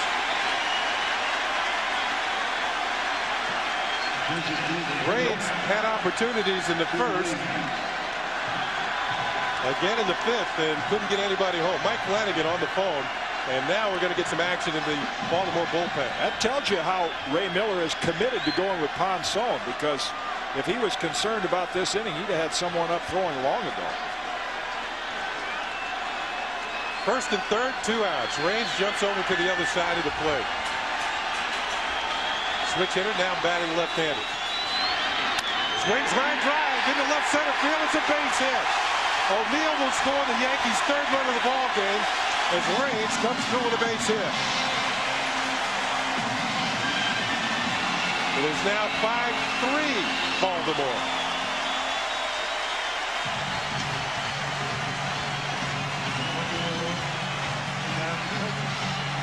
Tim Raines picks up his 12th run batted in of the year. Gets over on his best side of the plate, and he's a low ball hitter from the left side, and that's where this pitch is. Yankee hitters now don't have to worry about Ponson tricking them like Johns did. They're getting a lot of fastballs.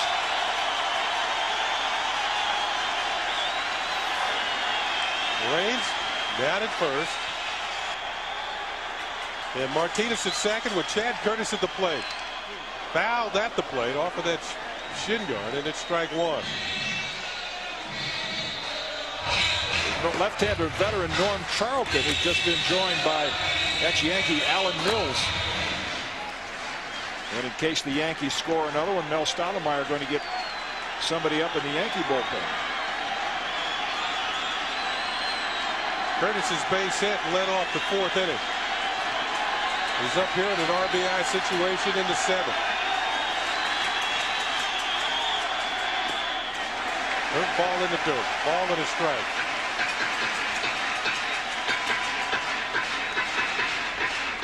Martinez at second, Raines at first. The Yankees have cut into that 4-run lead and are now down by 2.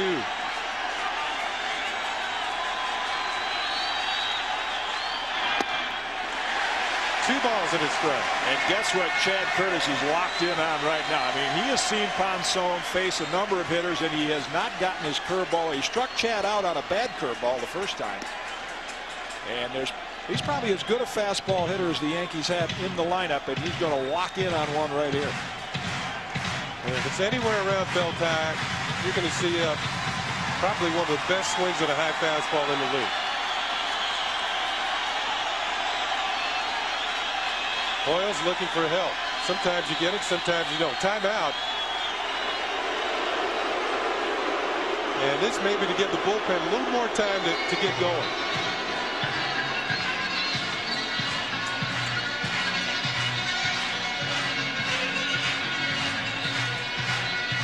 Ray Miller, being an ex-pitching coach, may have felt that a little trip to the mound would have given Ponson a bit of a breather.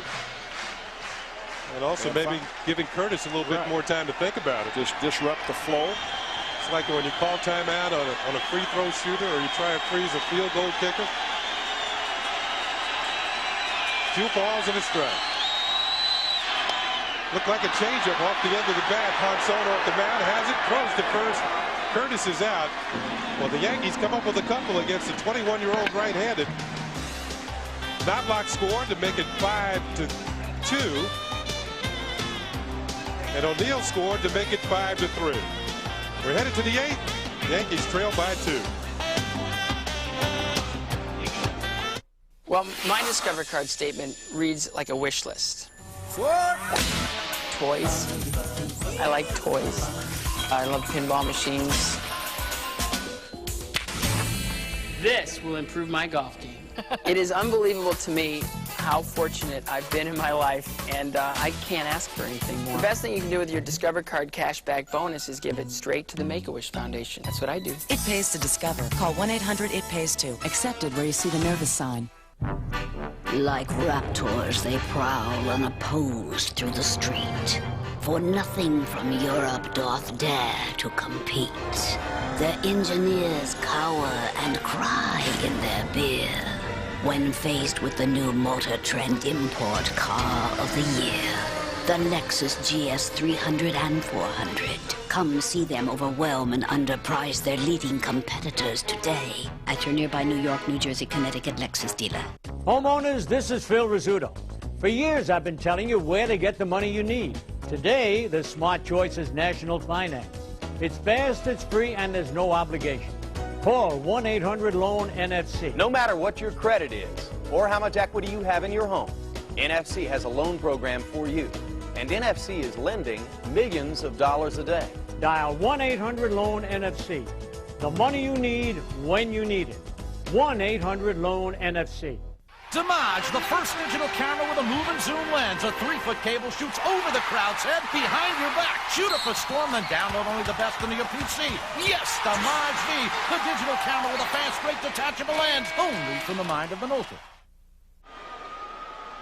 Decent crowd on hand, but as you can see, many of them left as soon as the last out made in the 7th. 31,000 plus. The Orioles lead at 5-3. We head to the top of the 8th. Let's look at our Aflac trivia quiz. Who is the only man to both pitch and catch in the same game 2 times. He is an ex-Yankee. And we could almost reach out and touch him. Back in 1987, Rick Cerrone celebrating his 54th, maybe not quite that many, birthday tonight in the booth next to us. Did it back in 1987. In one of those emergency situations. Oh, yeah.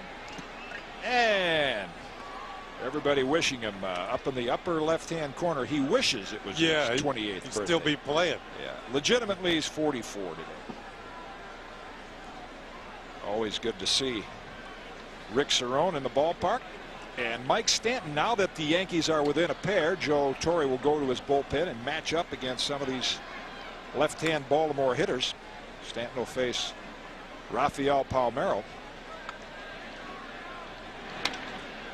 Pulled toward Chuck Knobloch. First pitch swinging. Well, I'll tell you, Palmeiro, he's a Bible hitter. Thou shalt not pass. He's swinging at anything close.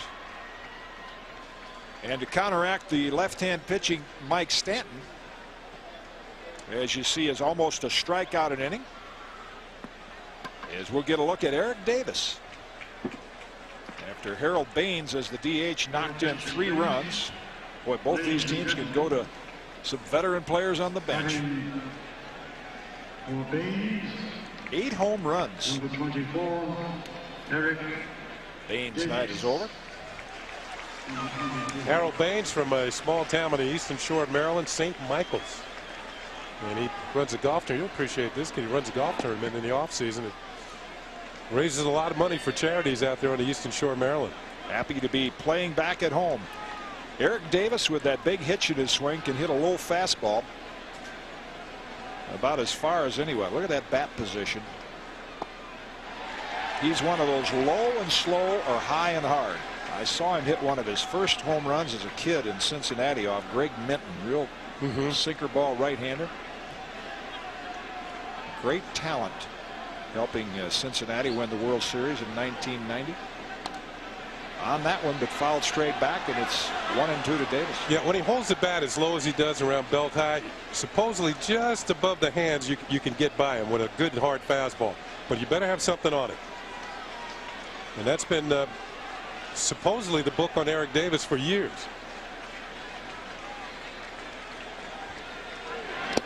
Got him. And that's the area right there.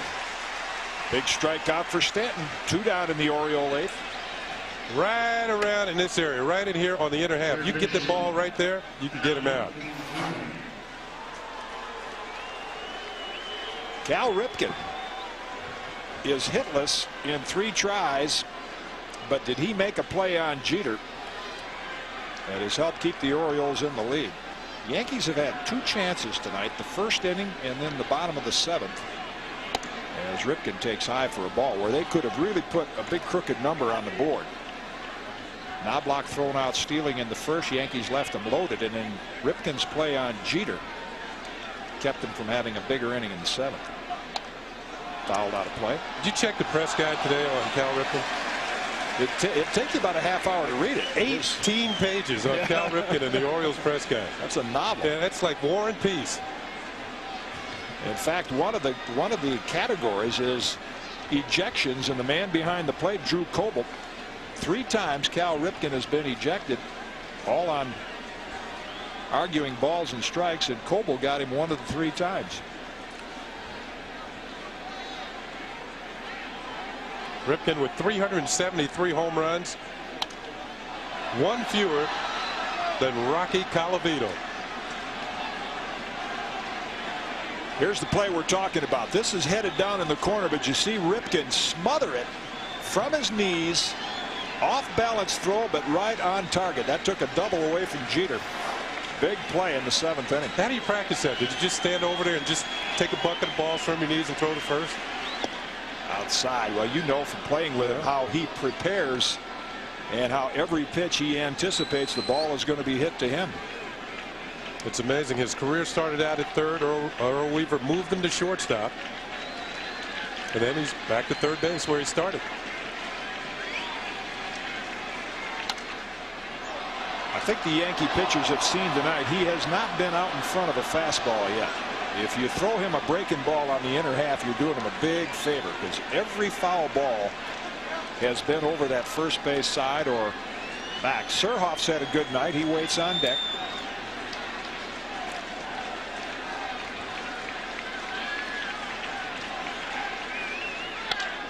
Get on the handle right toward Jeter. Throw across the diamond, and Mike Stanton has a 1-2-3 inning. Yankees coming to bat in the bottom of the 8th. They have climbed within 2 of the Orioles. Back on MSG after this. Due to popular demand, we've extended the Nissan Pre-Memorial Day event to Memorial Day and beyond, which means we've extended our incredible lease on the luxurious Nissan Maxima GXE. Just $299 a month for 39 months with an initial payment of $999. So get down to your Nissan retailer now and spend Memorial Day and beyond somewhere really exciting in that new Maxima you just leased for only $299 a month. The extended Nissan Pre-Memorial Day event at your Nissan retailer only through June 1st.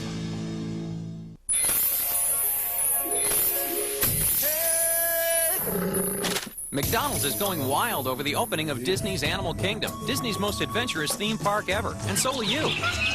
The adventure starts with the wild, tangy taste of our McRib sandwich. Juicy, tender, and smothered in sassy barbecue sauce. But hurry, the McRib will be gone before you know it. Honey, it's for you. Did somebody say McDonald's?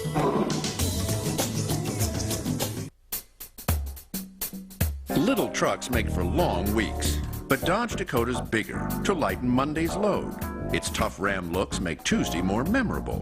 Its longer, wider stance smooths hump day right out, while its superior Magnum power makes Thursday fly. And voila, it's Friday. And better yet, the weekend.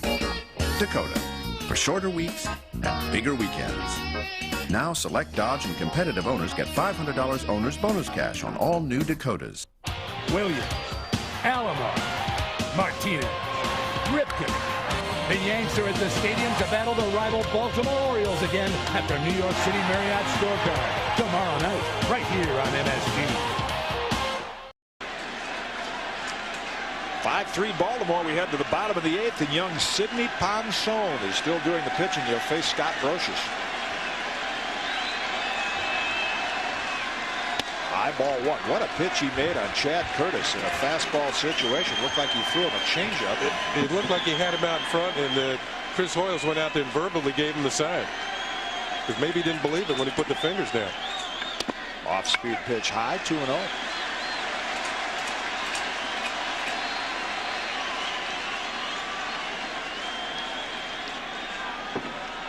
Jorge Posada with the Yankees down a pair has moved on deck to hit for Joe Girardi.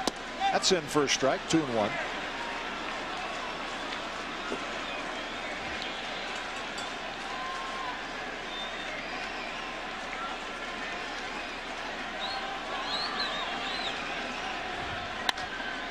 Right field, playable. Hammonds is there. One away in the Yankee 8th. Well, more Yankee baseball is coming up tomorrow. You can catch these red-hot Bombers as they continue their battle against Cal Ripken and the Orioles at 7:30 on MSG. And then on Sunday, Tino Martinez and the Yankees will head to Boston for a matchup with those high-powered Red Sox. First pitch set for 1 o'clock. Great Yankees coverage this week on MSG. Be sure to check your local listings. Well, Kitty, a nice hand for Jorge Posada as he steps in. Yeah, that's nice because it shows you that the Yankee fans pay attention. They realize how important a part he played in David Wells' perfect game. Plus, they know what a good job he's doing with the bat, improving every game. That pitch high for a ball.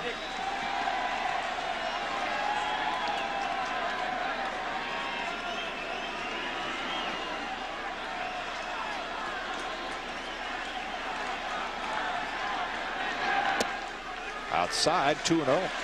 Yankees have 11 hits. They have stranded 10. Charlton and Mills continue to throw.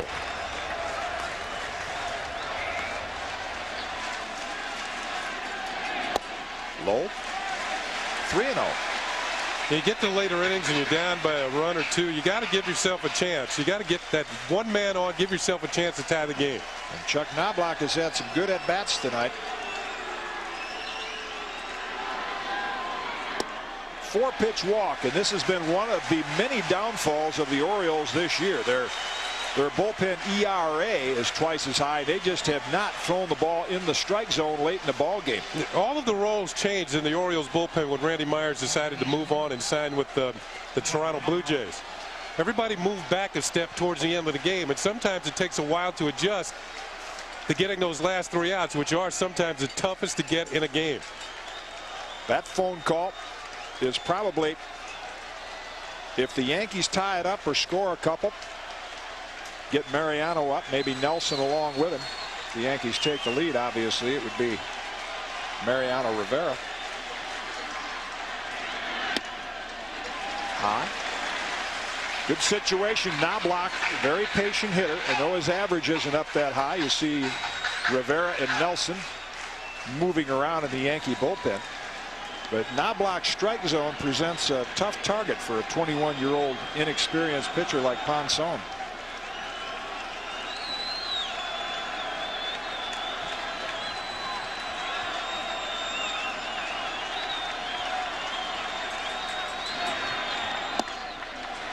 There's that borderline. There's the difference between the weekend games and tonight. There again is that borderline pitch that Saturday and Sunday was a strike, but Drew Coble is more of a hitter's umpire.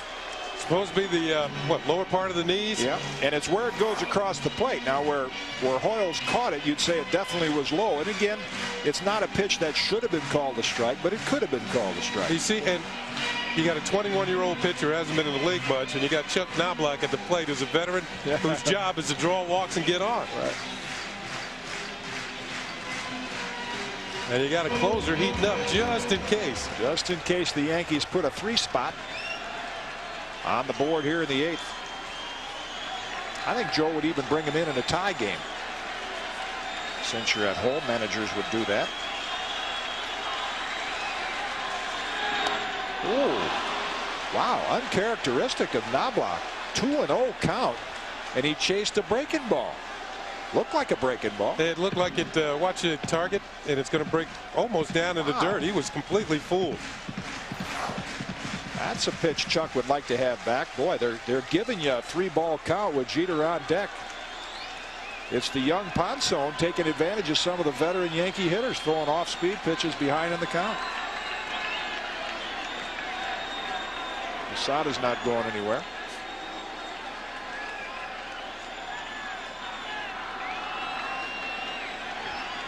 You know, any way this turns out, it's certainly got to be somewhat of a boost to the confidence of Ponson, his manager having him in this situation. I mean, nobody else has been doing the job, and Ray Miller says, well, let me give this youngster a chance, like you mentioned. Well, without, as you referred to earlier, without Randy Myers down there, the Orioles are searching for someone who can do what Stanton and Nelson do for the Yankees in those late innings and setting up Rivera.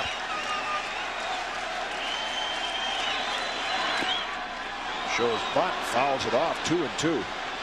Not a quality at bat so far by Knobloch after having Ponson in a 2-0 hole. Let's see where this pitch is. He tries to lay it down for a bunt, and it looks like another one that was breaking out of the zone for a ball. And you could see the disgust on Joe Torre's face. Puzzled, maybe a more of a puzzled look. 2 balls and 2 strikes on Knobloch.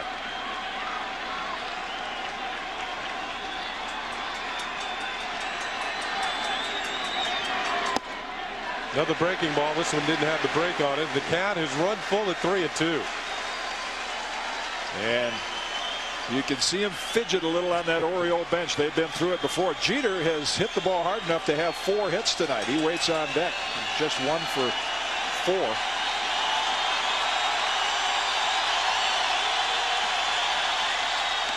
High for a ball, and Knobloch has drawn a walk, a 3-2 breaking ball.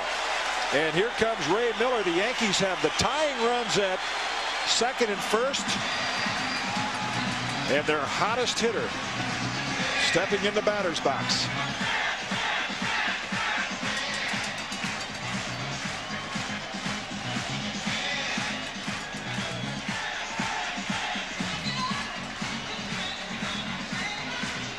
Ponson will leave with 1 out in the 8th inning. And ex-Yankee Alan Mills will take over. 1 out in the bottom of the 8th. Yankees threatening to tie it. Back on MSG after this.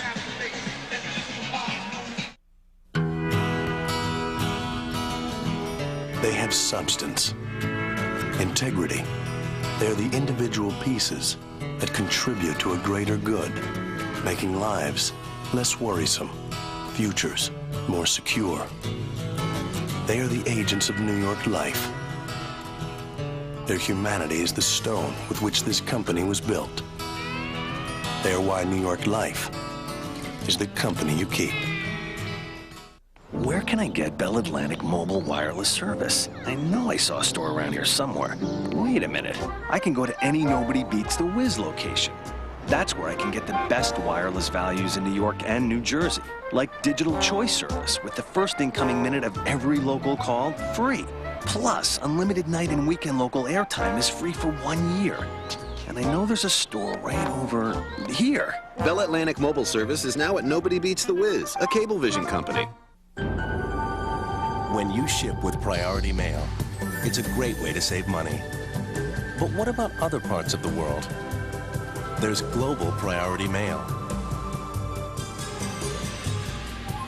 And here's the best part. Give us a few days more, and you can save up to 70% over FedEx or UPS. So, what's your global priority? Try Global Priority Mail from the U.S. Postal Service.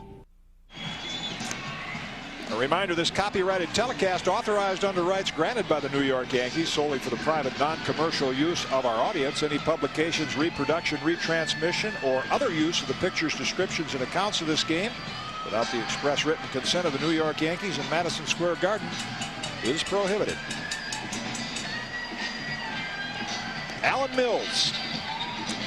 Well, he came in yesterday's ball game down at Camden Yards, walked the only 2 people he faced, and they eventually came along to score. And Alan Mills took the loss. He started out great this year, but has really struggled lately with the control. 14 walks in 16 2/3 innings, and has allowed 10 earned runs over his last 8 outings. Seems to be the story of the Baltimore bullpen. Jose Cardinal giving Knobloch some instructions now. He's the tying run with 1 out, and Derek Jeter has had a tough night. He has hit the ball extremely hard, and Lifetime matches up pretty well against Alan Mills. Fans that have stayed are into it.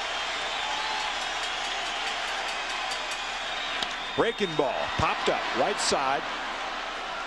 Hammond's in and makes the grab. I have a feeling, Kenny, that Deacon Jones, who has followed this Yankee club around, has said these guys will hit first pitch fastballs. They've seen a lot of breaking balls tonight. Well, Jeter's gotten that fastball in, and sometimes, you know, that slider looks like that heat. You go for it, and it's off the end of the bat. So Mills makes 1 pitch, and it looks like that's going to be it. Looking for that first pitch fastball. Derek, who had been a 400 hitter against Mills, so he does his job with 1 pitch. 2 down now in the Yankee 8th. They trail by a pair. Back on MSG after this. Today, a breath of fresh air blew into the NBA when a 19-year-old kid made his debut and stole the show. He was different. He played with such emotion. It's very simple. He had eyes in the back of his head. Before he played, you could get seats. That's why they call him what they do. The great thing about life is you never know what you might want to do next. With the American Express card, it can be anything you like.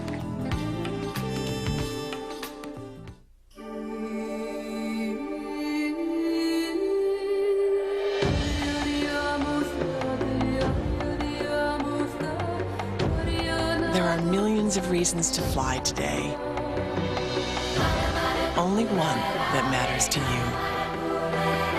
At Delta Airlines, it is our pleasure to get you to the place you want to be. Delta Airlines, on top of the world. You'll find it easy to get to, but very hard to leave. It's the Mohegan Sun Way. We keep the line short and the action non-stop. It's the Mohegan Sun Way. Everybody wins at these tables. It's the Mohegan Sun Way. We'll make every visit one you'll remember. It's the Mohegan Sun Way. Exit 76 off I-95 in Connecticut. Like no place on earth. Come experience The Mohegan Sun Way. 5-3, Baltimore Yankees still have the tying runs on base, and they'll get a look at veteran Norm Charlton. Will match up against his former teammate Paul O'Neill. You catch all the action. The Orioles continue this series tomorrow night, the 20th, and then on Thursday, May 21st. Both those games at 7:30. From now until May 31st, you can vote for the Decade of the 60s stamp, highlighted by Roger Maris, 61 homers in 1961. We vote at the stadium or on the web, www.yankees.com. Tickets for the upcoming games available at the stadium through Ticketmaster at the Yankee Clubhouse stores.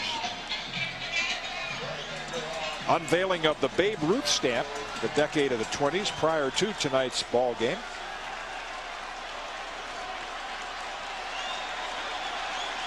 His 16th appearance, a high earned run average, and as you see the rest of his pitching line, a lot of strikeouts and also a high number of walks. So here's a couple of guys that helped lead Cincinnati to the world title in 1990. Charlton and O'Neill will face off here at the stadium. Not sure of the sign. O'Neill is 1 for 10, and Kenny, if you're a base runner right now, you have to know about Charlton's split finger. He throws a lot of them in the dirt. You got an excellent opportunity to move up into to have both runs in scoring. I think that might be what Cardinel's telling Knobloch right now. He will bounce. Charlton had been struggling somewhat earlier in the year, and Ray Miller told him that he doesn't throw as hard as he used to. He has to get the ball down more. Been throwing too many high fastballs. Low ball one. One of those famed nasty boys back in the 90s with Randy Myers and Rob Dibble. They could all get it up there about 95 plus. Dibble, year in and year out, led baseball strikeouts per 9 innings. Jam shot's going to be in for a base hit.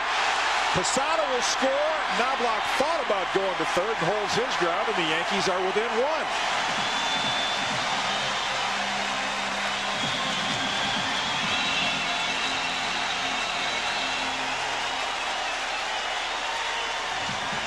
Now, from the standpoint of Norm Charlton, you got to think, well, I did my job. I made a pretty good pitch. O'Neill, look at him fight that thing off. Just loop it in the left field for the base hit. It's not sometimes how well they are hit, it's how well they are placed. And this one is placed just over third and in the left field. Look at him bring the arms in so he can try and get the barrel of the bat on the ball. Didn't get much of it, but just enough to get it to the outfield. And now, because this has happened so quick, Ray Miller has not been able to get his pitchers up quickly enough. I think he'd like to make a move and put Bernie Williams over on the left side of the plate. Hoyle's going out to buy a little time. Bernie looking for his first hit tonight.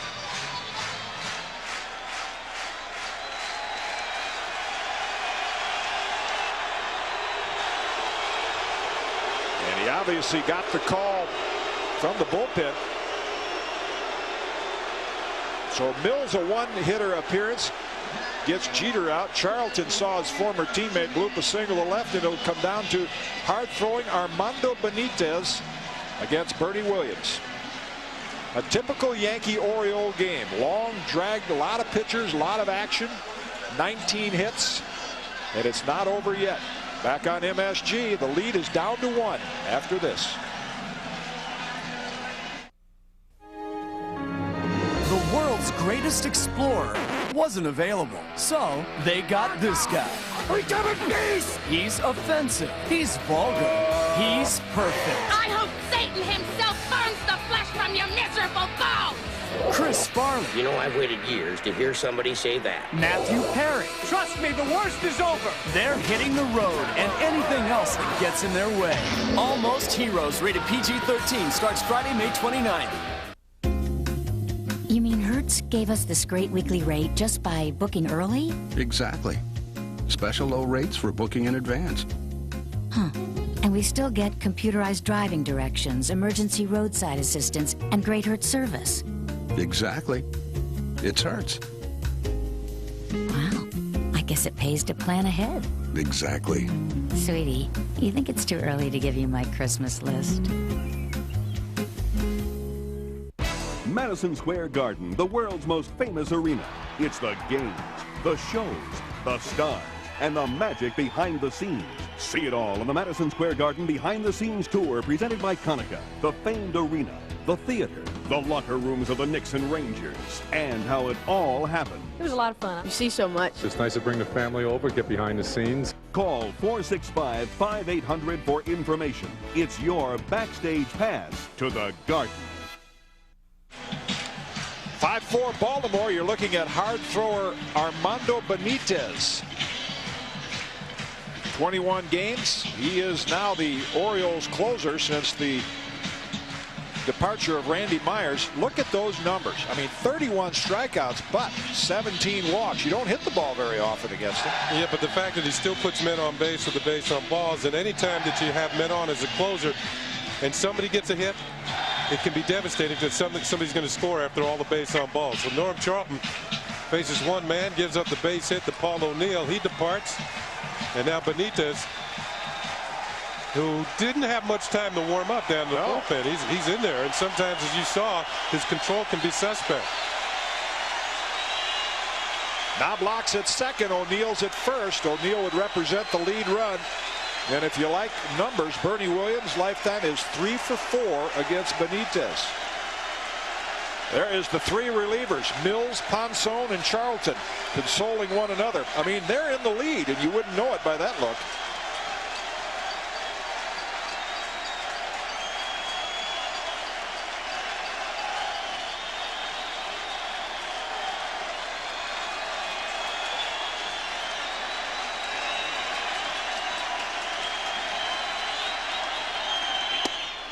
Inside, ball one. They mentioned the fact that Benitez throws hard. At Camden Yards, they have a readout on the scoreboard of how hard the pitch has been thrown. And last year, he hit 100 a couple of times. And Ray Miller, who was a pitching coach last year, does not like that readout. And I think if you talk to Joe Torre, he wouldn't like it either.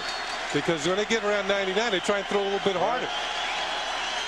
And sometimes Benitez, the harder he throws it, the farther it goes, and he has a little trouble finding the strike zone.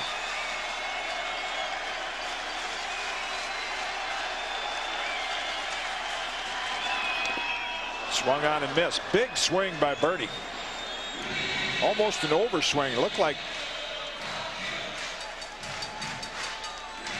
Looks like he saw this one real well. It was a cutter or a slider on the inner half. You know, there are pitchers, you mentioned he's 3 for 4, that no matter how hard they throw, you still see the ball well. You pick it up. Corkscrewed himself into the ground there. Boy, these Yankee Stadium fans love the Oriole Yankee matchups. Always seems to go down to that last out, that last inning. Outside, 2-1. Knobloch at second. He drew a walk. O'Neill's bloop single plated the 4th run. He's at first.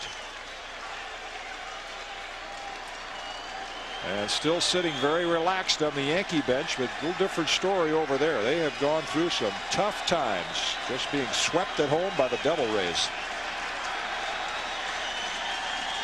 3 games under 500 for the first time in a few years in Baltimore. Bernie will play. You could almost predict that. He will play his waiting game. See, he now is going to get a foothold and get ready before Benitez comes set.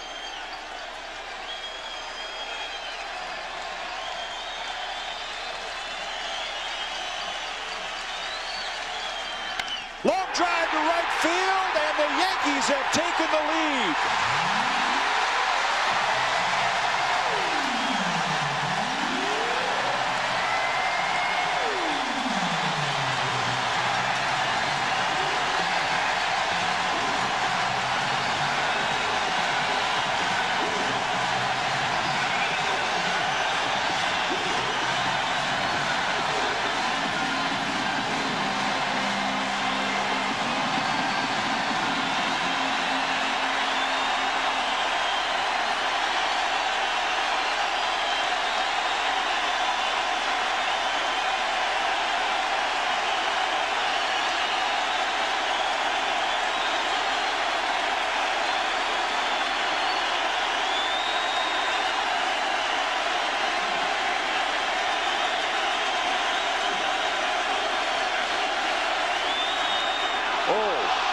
going to call. Yeah, he's gone.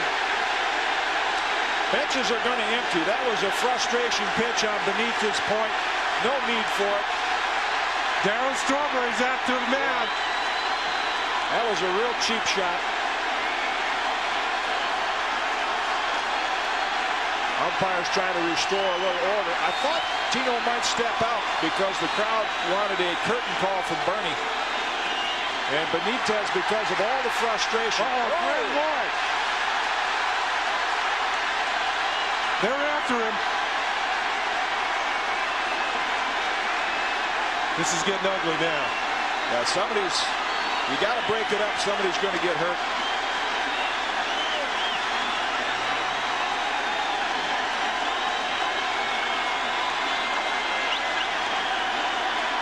Man, you don't throw at Tino Martinez. The Yankees have shown that before. Ellie Hendricks trying to calm Joe Girardi down. It was Graham Lloyd who broke through the pack.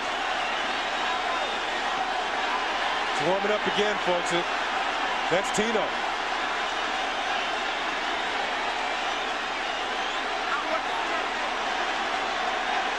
You can see the wiser heads ripped in trying to calm things down, but Tino irate, and I don't blame him. Me neither. I mean, there's one thing about making a hitter move his feet, but when you just blatantly bury one in his back after the guy before you hit a home run, that's a real cheap shot.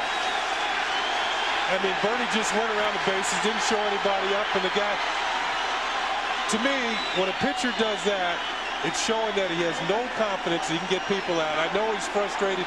He gave up the home run. But this is just going to lead to something else in this series, and maybe right now. Somebody's going to get it for the Orioles probably tomorrow. Now all of the umpires, as this spills into the dugout, this is horrible. The umpires now are standing out by the foul line because they can't do anything about it. They're just in the dugout. That's where the action is right now. Well, they've got to get some of the veterans in there and break this up. Like Eddie Murray's trying to break things up on this side, but right here, right there, and they're holding Tino back. He wants in the pot. Right down there. I think Tino is signaling that that might not have been the first time Benitez has done that. Murray and Strawberry right there.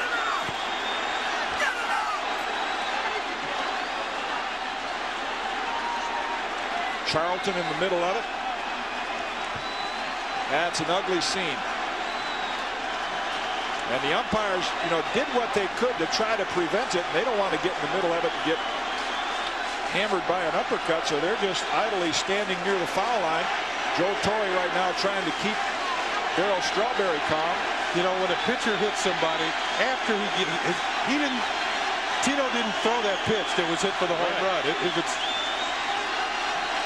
Benitez's fault. It's the 4th home run he's given up in under 18 innings.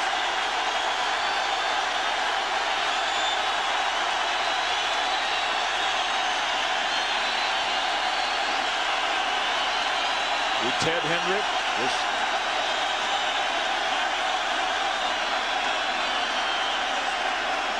Benitez is gone. He's chasing somebody. You see Drew Coble. Let's get out on the field and play ball. He immediately ejected Benitez. The Orioles had a brawl a few years ago with the Seattle Mariners, and Ripken twisted a knee so badly he almost had to come out of the lineup. And the Orioles had an off day the next day, and he sat out and then came back and played and kept the streak going. It almost ended the streak in a brawl a lot like this one. I'm trying to think of who was serious. Was it Dan Wilson or somebody in that game was seriously injured and their season was lost? Brady Anderson trying to restore. Let's check the pitch. I mean, it's right there. There's no doubt what he's trying to do. Yeah. And, if you hit him low, he can understand. Benitez thrown out by home plate umpire, and now Benitez drops the glove. Strawberry is coming in this direction. There's no reason for it. The Oriole players have to be embarrassed by what Benitez did. Totally classless. What's going to happen is he's going to get one of his own guys hurt. Exactly. And this is where things start. You see Graham Lloyd. He's and coming Jeff after Nelson. Benitez. Nelson right behind him, and this is where it began to get ugly. This is where the umpires lost control. Strawberry jumps him. And for the most part here, a lot of the players are looking around trying to restore law and order, but still a couple Yankees trying to get at Benitez. Jimmy Key and David Wells. You know what, David Wells, yeah. You know, one thing, at the beginning of the year, you usually have a plan, and you can see that Graham Lloyd and Jeff Nelson had a plan. They came around the pack out of the bullpen.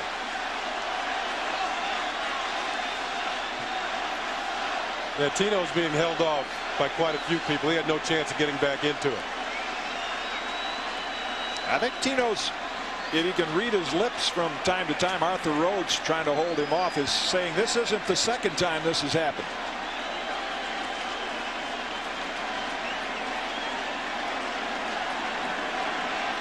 Whoa!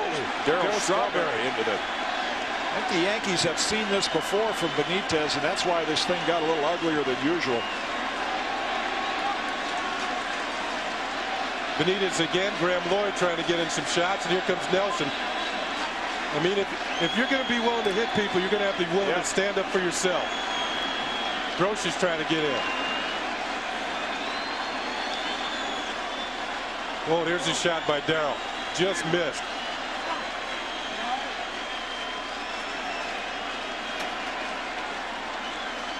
Yeah, it's an ugly scene. You'd like to be able to just white it out of a baseball game, and all caused by a senseless pitch by Armando Benitez. There's a time to make a hitter move his feet and knock him down, but that right there is totally uncalled for after Bertie Williams hit the home run. You know, certain guys gain a reputation for throwing at people, and even their own teammates don't like to have them on the team, because what happens is when you come up to hit, you're the one who's going to have to face the music. Another thing is, in this league, pitchers do not hit. Yeah. And if you're a pitcher in this league and you have a reputation for throwing at people, eventually you're going to have to come to the plate. Yeah, let's do away with the DH. Well, that's another reason why you shouldn't have it. Because Benitez is not going to have to face something around his chin. Eddie Murray, I don't think fighting with Darryl. He's trying to calm him down. Yeah. Ripped him too. Joe Torre. Like David Wells said after his perfect game, Darryl Strawberry carried the whole team off, so they definitely want to harness his emotions there in the dugout. This is like one of those hockey brawls where the umpires have to figure out who stays and who goes. It's awful. And it's taken away so much of what Bernie Williams did to electrify this crowd. The Yankee owner looking on. Bobby Munoz, an ex-Yankee, will now come on to take over the pitching. And the key, Kenny, now, and we've all been involved in some things like this, as ugly as they are. You've got to get your emotions in check and get back to the business of playing within yourself and trying to win a ball game. Winning this game, and I think if there's any retribution for the Yankees to an Oriole hitter, it's going to come later on in this series. Shouldn't happen tonight because it'd be much too blatant.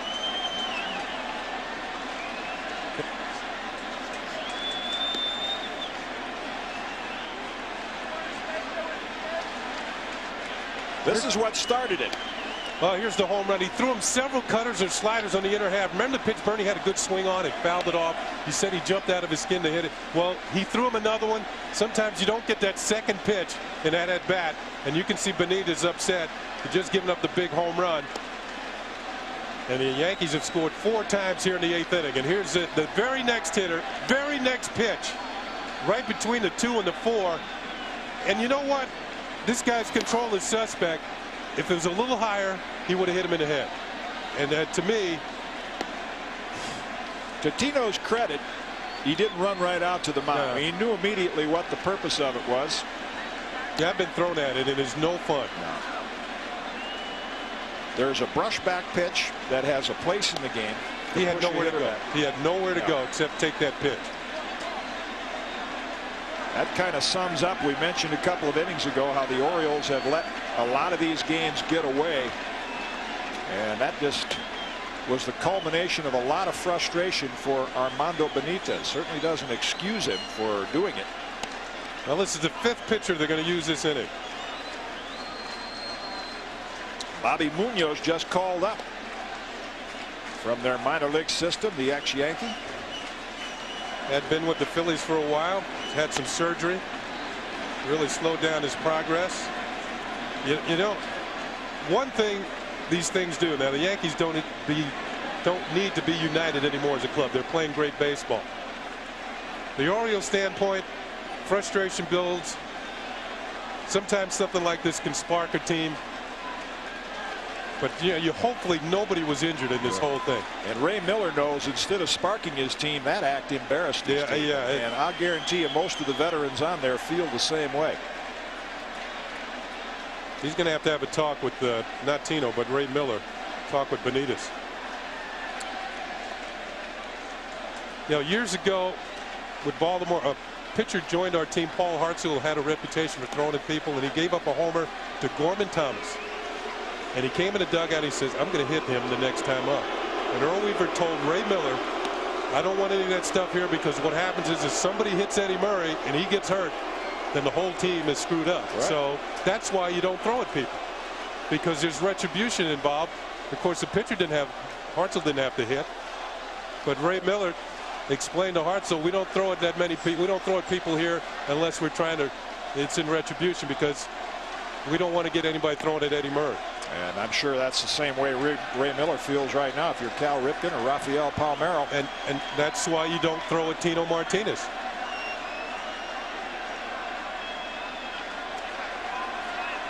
Ray Miller trying to keep his team off the field until the last possible moment, because it has excited this crowd. It's what's lost in all of this, unfortunately, is the dramatic 3-run homer by Bernie Williams, which puts the Yankees on top 7-5. They threatened all night, left 10 men on base, and finally in the 8th inning, Bernie's 4th home run of the year gives them the lead. After going a long time without a home run, he now has 4. Back to action, and Tim Raines, the designated hitter, will hit against Bobby Munoz with 2 out in the bottom of the 9th. This is only the first game between these clubs this year. Hit well to deep right. Looking up is Hammonds, and Raines has left the yard. 9-5 Yankees.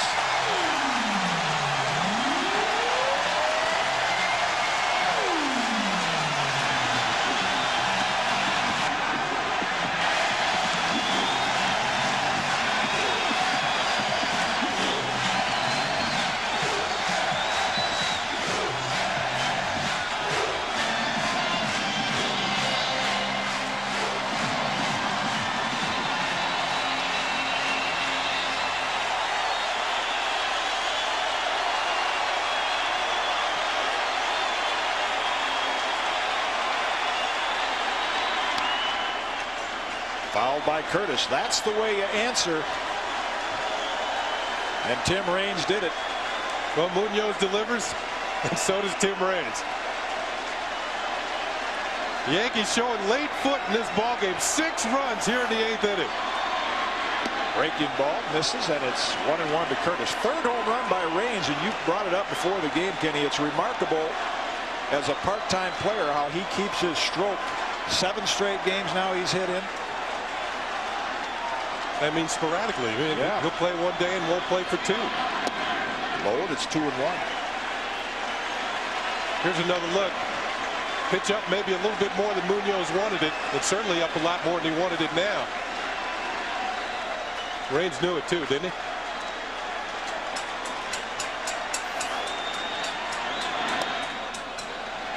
Low 3-1. Somebody asked me the other day, as you see Munoz's reaction to the home run, what you mean when you say put a crooked number on the board. Well, that's what the Yankees did here in the 8th. The 6 in the bottom of the 8th to take a 9-5 lead. Breaking ball grounded towards short. Bordick in the hole. Gets him by a stride. But the damage has been done by that man, Bernie Williams.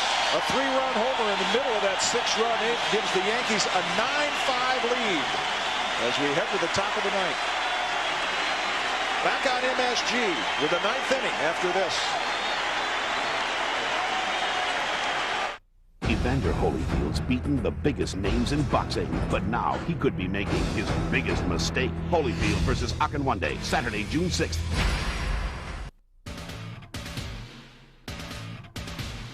Baseball season is in full swing, and you still haven't called for your MLB extra innings? What are you waiting for? A free preview? Well, you got it. From Thursday, May 14th to Tuesday, May 19th, you can see up to 38 great matchups on DirecTV Sports. That's almost a full week of Major League action for free. Watch the O's square off with the Yanks in an AL East grudge match. Or catch the Atlanta Braves versus the big bats of the Houston Astros. And be there at Fenway to see the Battle of the Sox as Chicago takes on Boston. See up to 9 games a day. All you have to do is tune in to Channel 302 for the daily sports schedules. Then just kick back and enjoy.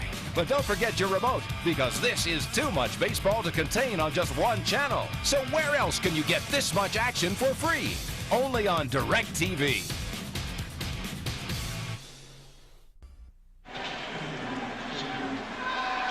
9-5 Yankees. We head to the top of the 9th, and right now we're going down to our studio in Yankee Stadium here and join Al Troutwig. Al, what have you got for us? Well, Jim, I've spent the last few minutes seated next to the Yankee dugout as things calm down. This group of players is extremely angry. Derek Jeter, dumbest thing I've ever seen in the game. Bernie Williams, there is no place in the game for what he did. I can't believe how stupid they were. That's sort of the mood. That's the temperament of the team right now. And a totally classless act by Benitez out of frustration. Embarrassing for the Orioles, and when it's all said and done, both managers hope that no one in that ugly brawl comes out with some kind of an injury. Ray Miller just stunned. Well, if Stanton hits somebody this inning, he will be out of the game, and Joe Torre will be thrown out of the game. And I think the Yankees are smart enough, and Mike Stanton, not to have that happen. They got a 4-run lead. Yeah. Because of the 4-run lead, now Mariano Rivera, who had been warming up in the bullpen, will sit down, and Mike Stanton will continue to pitch.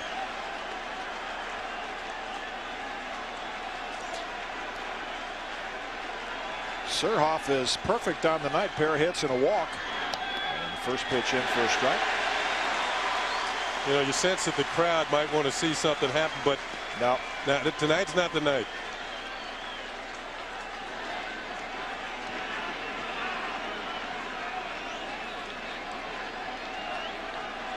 All smiles now as the Yankees have come back to take a 9-5 lead after being down 5-1 after 6 innings.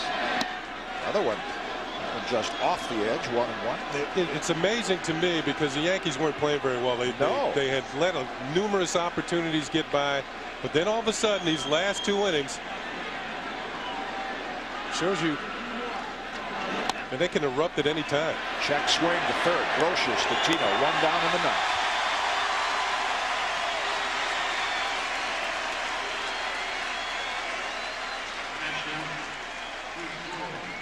Hoyles will step in, and we talk about the 4-run category, Kenny. When a team scores 4 runs, the Yankees are the best in both leagues. If they win this one, they will be 24-2. But an insight into how the Orioles have let games get away late.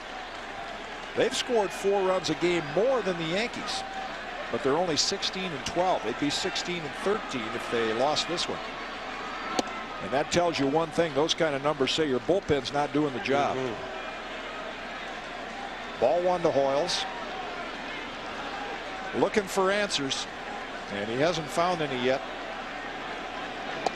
2-0. And if the Orioles should go on to lose this one, and it looks like they will lose their 4th game of the year, in which they led after the 7th inning. In the air, short left. Jeter out, Curtis in. Curtis makes the grab, 2 down. And last year they only lost 4.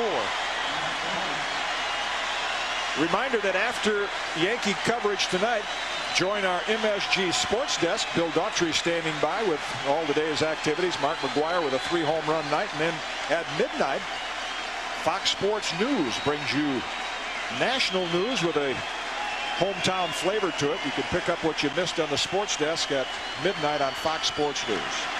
Down to the last out, the Orioles are, and it's strike one to Bordy. What would be an emotional victory for the Yankees. And what a night for these fans. 31,000 on hand, about half of them left after the 6th inning. Towards shortstop, Jeter, the sure-handed one. The toss to Martinez, and the Yankees have come back to beat the Orioles. Bernie Williams was some late lightning. A 3-run shot. And the Orioles are now 15 games in the loss column behind the Yankees. What a statement this club made tonight in the 8th inning. Well, Mike Stanton faced 6 men, retired all 6, picked up a strikeout. Norm Charlton, one of those relievers that came on to the 8th inning and gave up the runs and gave up the lead.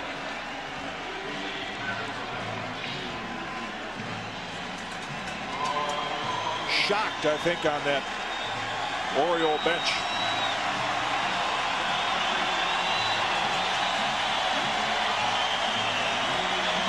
I think one of the reasons they're hanging around, they don't want anything happening between the bullpens as they walk in at the conclusion of this game. But nothing will. The Yankees got what they wanted. They got a 9-5 win, and the Orioles making sure the rest of their troops get into the dugout. Be interesting to see their clubhouse, Kenny, because one of the, I guess, criticisms by Oriole people is these kind of losses don't seem to irritate. They just take them in stride. And they, as Rick Cerrone said to Al Trotwig in the pregame show, there hasn't been a sense of urgency. Both teams waiting, as you can see, to make sure nothing else erupts as soon as everyone gets to their respective dugouts. Well, once that Benitez threw that pitch, there was nothing more in stride for the rest of the night. And the fact is, there are going to be ill feelings over this for it's going to linger. I guess those eyes say a lot about what's happened so far for the Jesse Orozco and Arthur Rhodes. Looks like the last man in is going to be Elrod Hendricks for the Orioles and Tony Cloninger for the Yankees. Elrod Hendricks, number 44.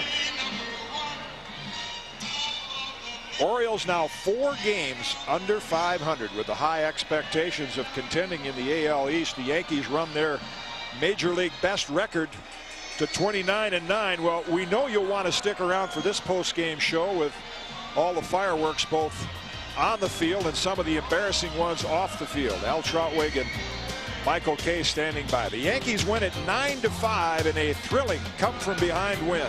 Back on MSG after this. No, I don't need vinyl siding. This is an apartment. I can't get away from these salesmen. I'm Jim. Hi, Jim. This is...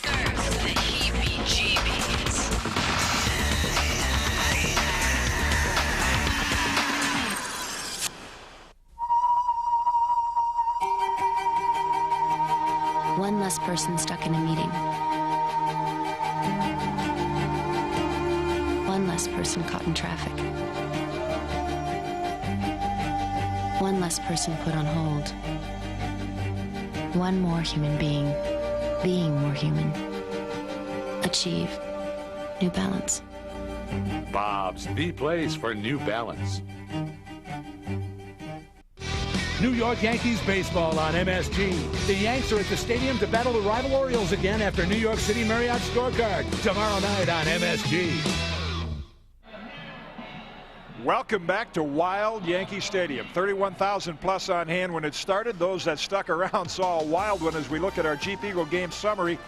Yankees with 6 runs in the 8th inning win it 9-5, 9-14-0. The Orioles committed a couple of errors. Mike Stanton wins his 3rd. Norm Charlton faced 1 man, gave up a bloop single. He takes the loss. 2 home runs. Bernie Williams 4th, Tim Raines 3rd, and Bernie Williams' dramatic 3-run homer in the 8th inning was the big blow. The Yankees bullpen did a great job, and let's take a look at that home run. And this is, of course, our Dodge drive of the game, and it looked like a little cutter or a slider. Bernie had a good swing at one previously in that bat and got another one. and certainly got all of it up to the upper deck, and that gave the Yankees a lead, and they're on their way to their 9-5 win. Well, the big difference late in the game was the performance of the Yankee bullpen versus the Orioles, but our guest standing by with Al Troutwig with the man that struck the big blow. Al? All right, Jimmy, Bernie Williams believes it was a slider that didn't do much. I don't know where to start with you, Bernie, but I guess this whole thing was your fault. The dramatic home run, the Orioles just couldn't deal with it. I mean, first of all, let's stick with the game. I mean, you won the game with a dramatic home run. Were you a little frustrated when you got to that at-bat because of the way the night had gone?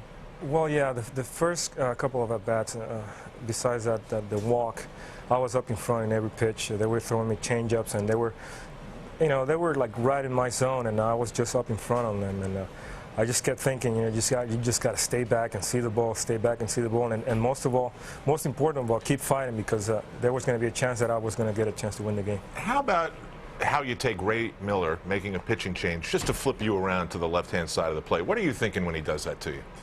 Well, I like my chances against Benitez because I've had pretty fairly success against him in the past. Charlton was a guy that had given me a lot of trouble in the past. So maybe he overmanaged himself. He has a great forkball, and sometimes I'm able to hit it. Sometimes it's just too tough to hit. Okay, we're going to take a look at the pitch and the swing. Tell me what you learned in the at-bat leading up to this pitch that set you up. Well, he was working me in. He threw me a fastball away, and I just kept thinking, just see the ball and just hit it hard somewhere. And I was just fortunate enough to get a pitch that I could get a good swing at, and I was, fortunate enough to go out. Hey, the fans were awesome tonight. I thought they added so much juice to the game. It started in the 7th with Knobloch's double. I don't know how it translates into whether you can hit a ball further or hit a home run, but boy, it really felt like the energy was really strong tonight. Yeah, whenever you feel like the fans are there and they don't give up on you, it's a great feeling. You go out there and try to give your 100%, and hopefully good things happen. All right, let's get to now the absurdity of what Armando Benitez does on the very next pitch. This game turned in 3 pitches. Your home run, this to Tino Martinez, and then the very first pitch to Tim Raines, but we'll get to that. I mean, this is really scary stuff, isn't it? You see, when you get a guy throwing 100 miles an hour and he does something like that, it's, you understand the frustration of giving up a home run, but that doesn't by any means justify that action. I think, you give a home run, you be a professional. Be a man. Be a man and take your, keep going in the game. Have you ever seen Tino that mad? I think he has done it to him before.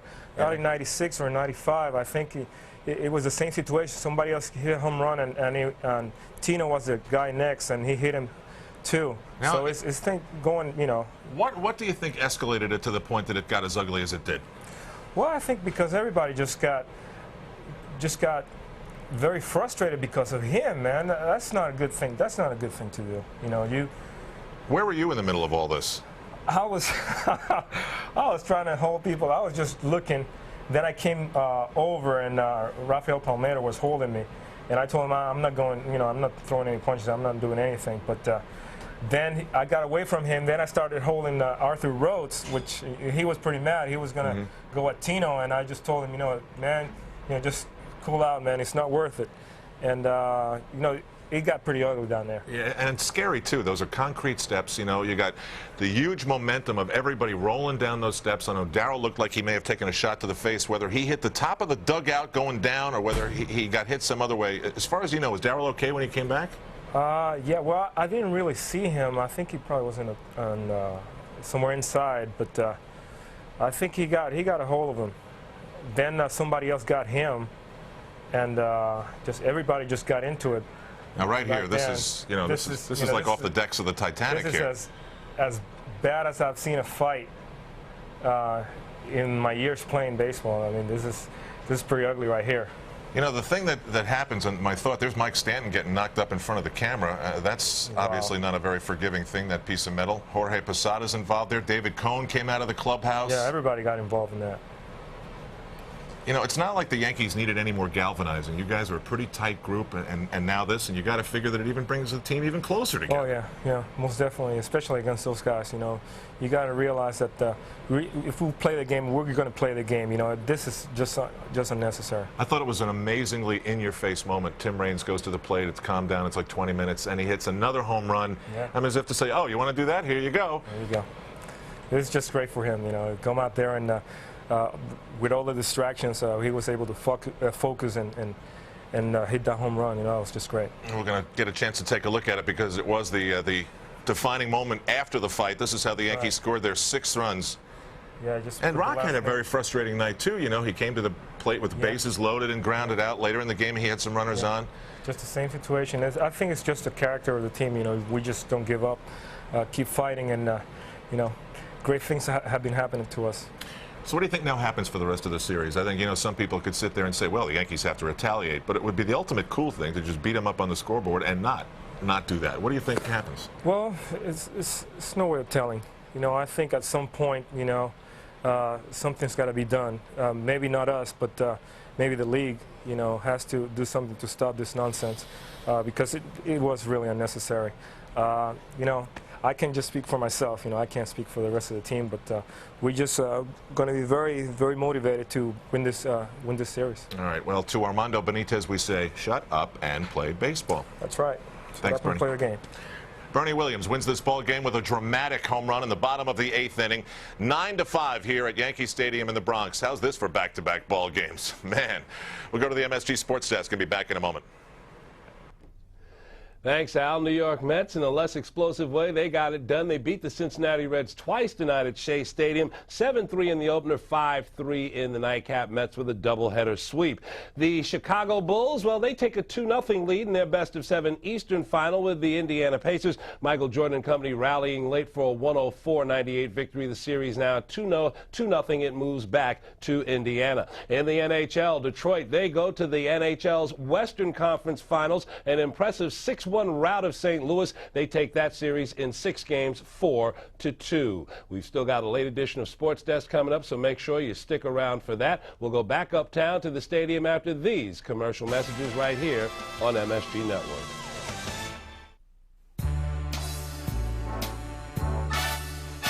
From the great spans that leap across the rivers to the gentle footpaths of the park,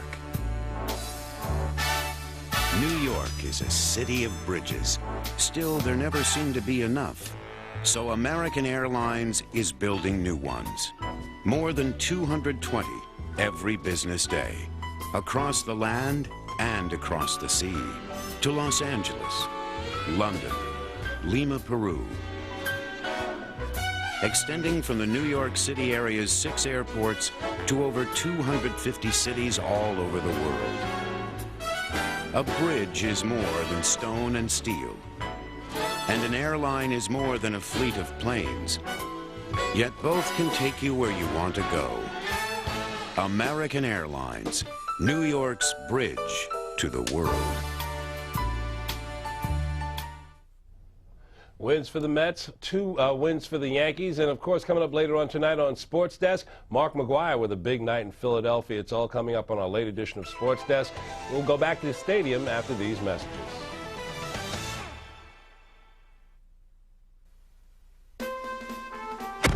That's another one.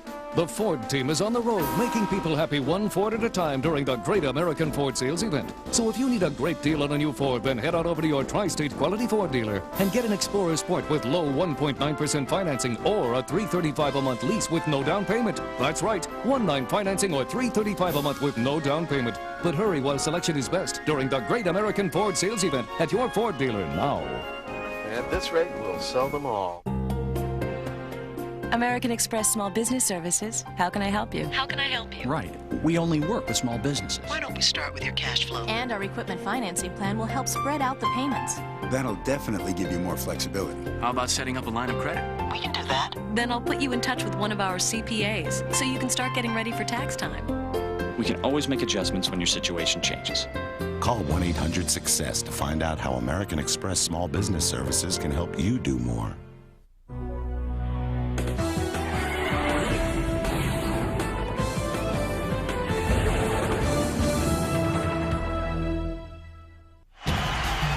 payoff here.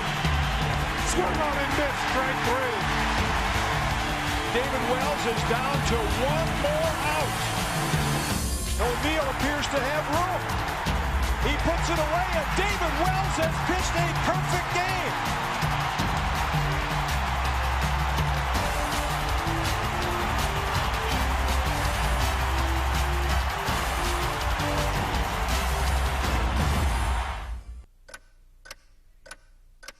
Hey, no, down here.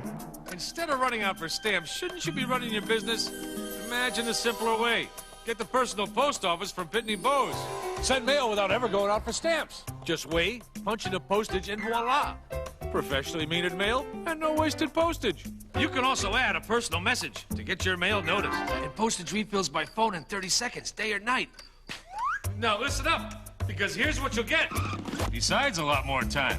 You'll get the personal post office and money-saving electronic scale. So there's no wasted postage. For a 90-day free trial. Free is good. You'll also get the Mail Marketer software. Create really nifty direct mail to help your business grow. Call now for your 90-day free trial, and you'll also get our Mail Marketer software absolutely free. Now watch your business grow.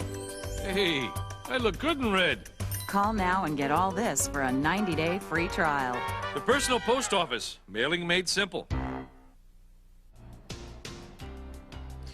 An exciting come-from-behind win by the Yankees. They win it 9-5 thanks to Bernie Williams' dramatic 3-run homer in the 8th inning, marred by an ugly, ugly brawl, which we've covered some of already on our post-game show. But as Al Trautwig, I think, Kenny mentioned to Bernie Williams, the Yankees now have two choices, retaliate or go and play baseball. And I think I know which one they'll make. Well, I think the Yankees they got to focus on this season and winning the division and then going on from that point. And I would think that the best statement they could make to the Baltimore Orioles is to continue to beat them during the course of this season. I would think if the opportunity arises somewhere down the road where they can retaliate, get a big lead one night, and one of the Orioles hitters comes up, I think you could see something happen. But I think in this series, I think they'll concentrate on winning some baseball games. Yeah, there seems to be a little history between Armando Benitez throwing at Tino Martinez. This isn't the first time it happened, and we'll have that report on the post-game show. Tino, of course, I think you referred to a fight they had with the Seattle Mariners a few years ago, and that may be where it took place. Well, if it's happened before, you can understand why Tino was so upset. And it looked to me when he was hit, he really didn't expect it. Sometimes as a hitter, particularly in days gone by, in the older days, you can expect to be brushed back or a pitcher come close, but you could see he could not. There was no way he could get out of the way of that pitch. Hit him right square in the back. And, Benitez's control isn't that great to begin with. I mean, he's walked 17 guys in 17 innings.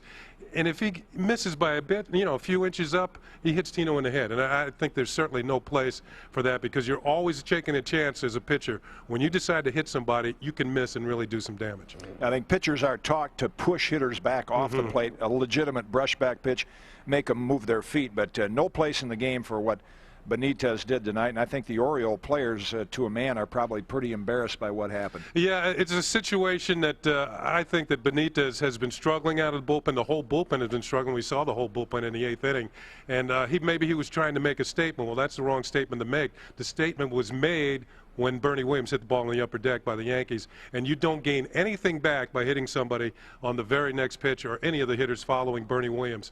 I mean, as Bernie said, you heard him say, why didn't he just stand out there and take it like a man? I mean, he gave it up, and it's just one of those things that's going to happen. You're going to give up home runs late in ball games, and they're going to lose them for you. You got to take it like a man and go from that point on. And when he hit Tino Martinez, I think he really upset a sleeping giant in the Yankees. Well, they're not sleeping so much, but they're certainly a giant of a ball club. And Bernie Williams' dramatic home run made the statement. Tim Raines put the exclamation point on it with his 2-run homer. The Yankees win it 9-5. Mike Stanton, the winner. He's 3-0. Norm Charlton facing just his former teammate Paul O'Neill gives up a single, and he takes the loss. He's 0-1. Coming up, you won't want to miss our Jeep Eagle post-game report coming up with Al Trautwig and Michael Kay. Reports from the principal owner of the Yankees, George Steinbrenner, on the ugly fight that took place tonight. And tomorrow on MSG, we invite you to join us starting at 7 o'clock with our New York Marriott's Yankee Scorecard Show.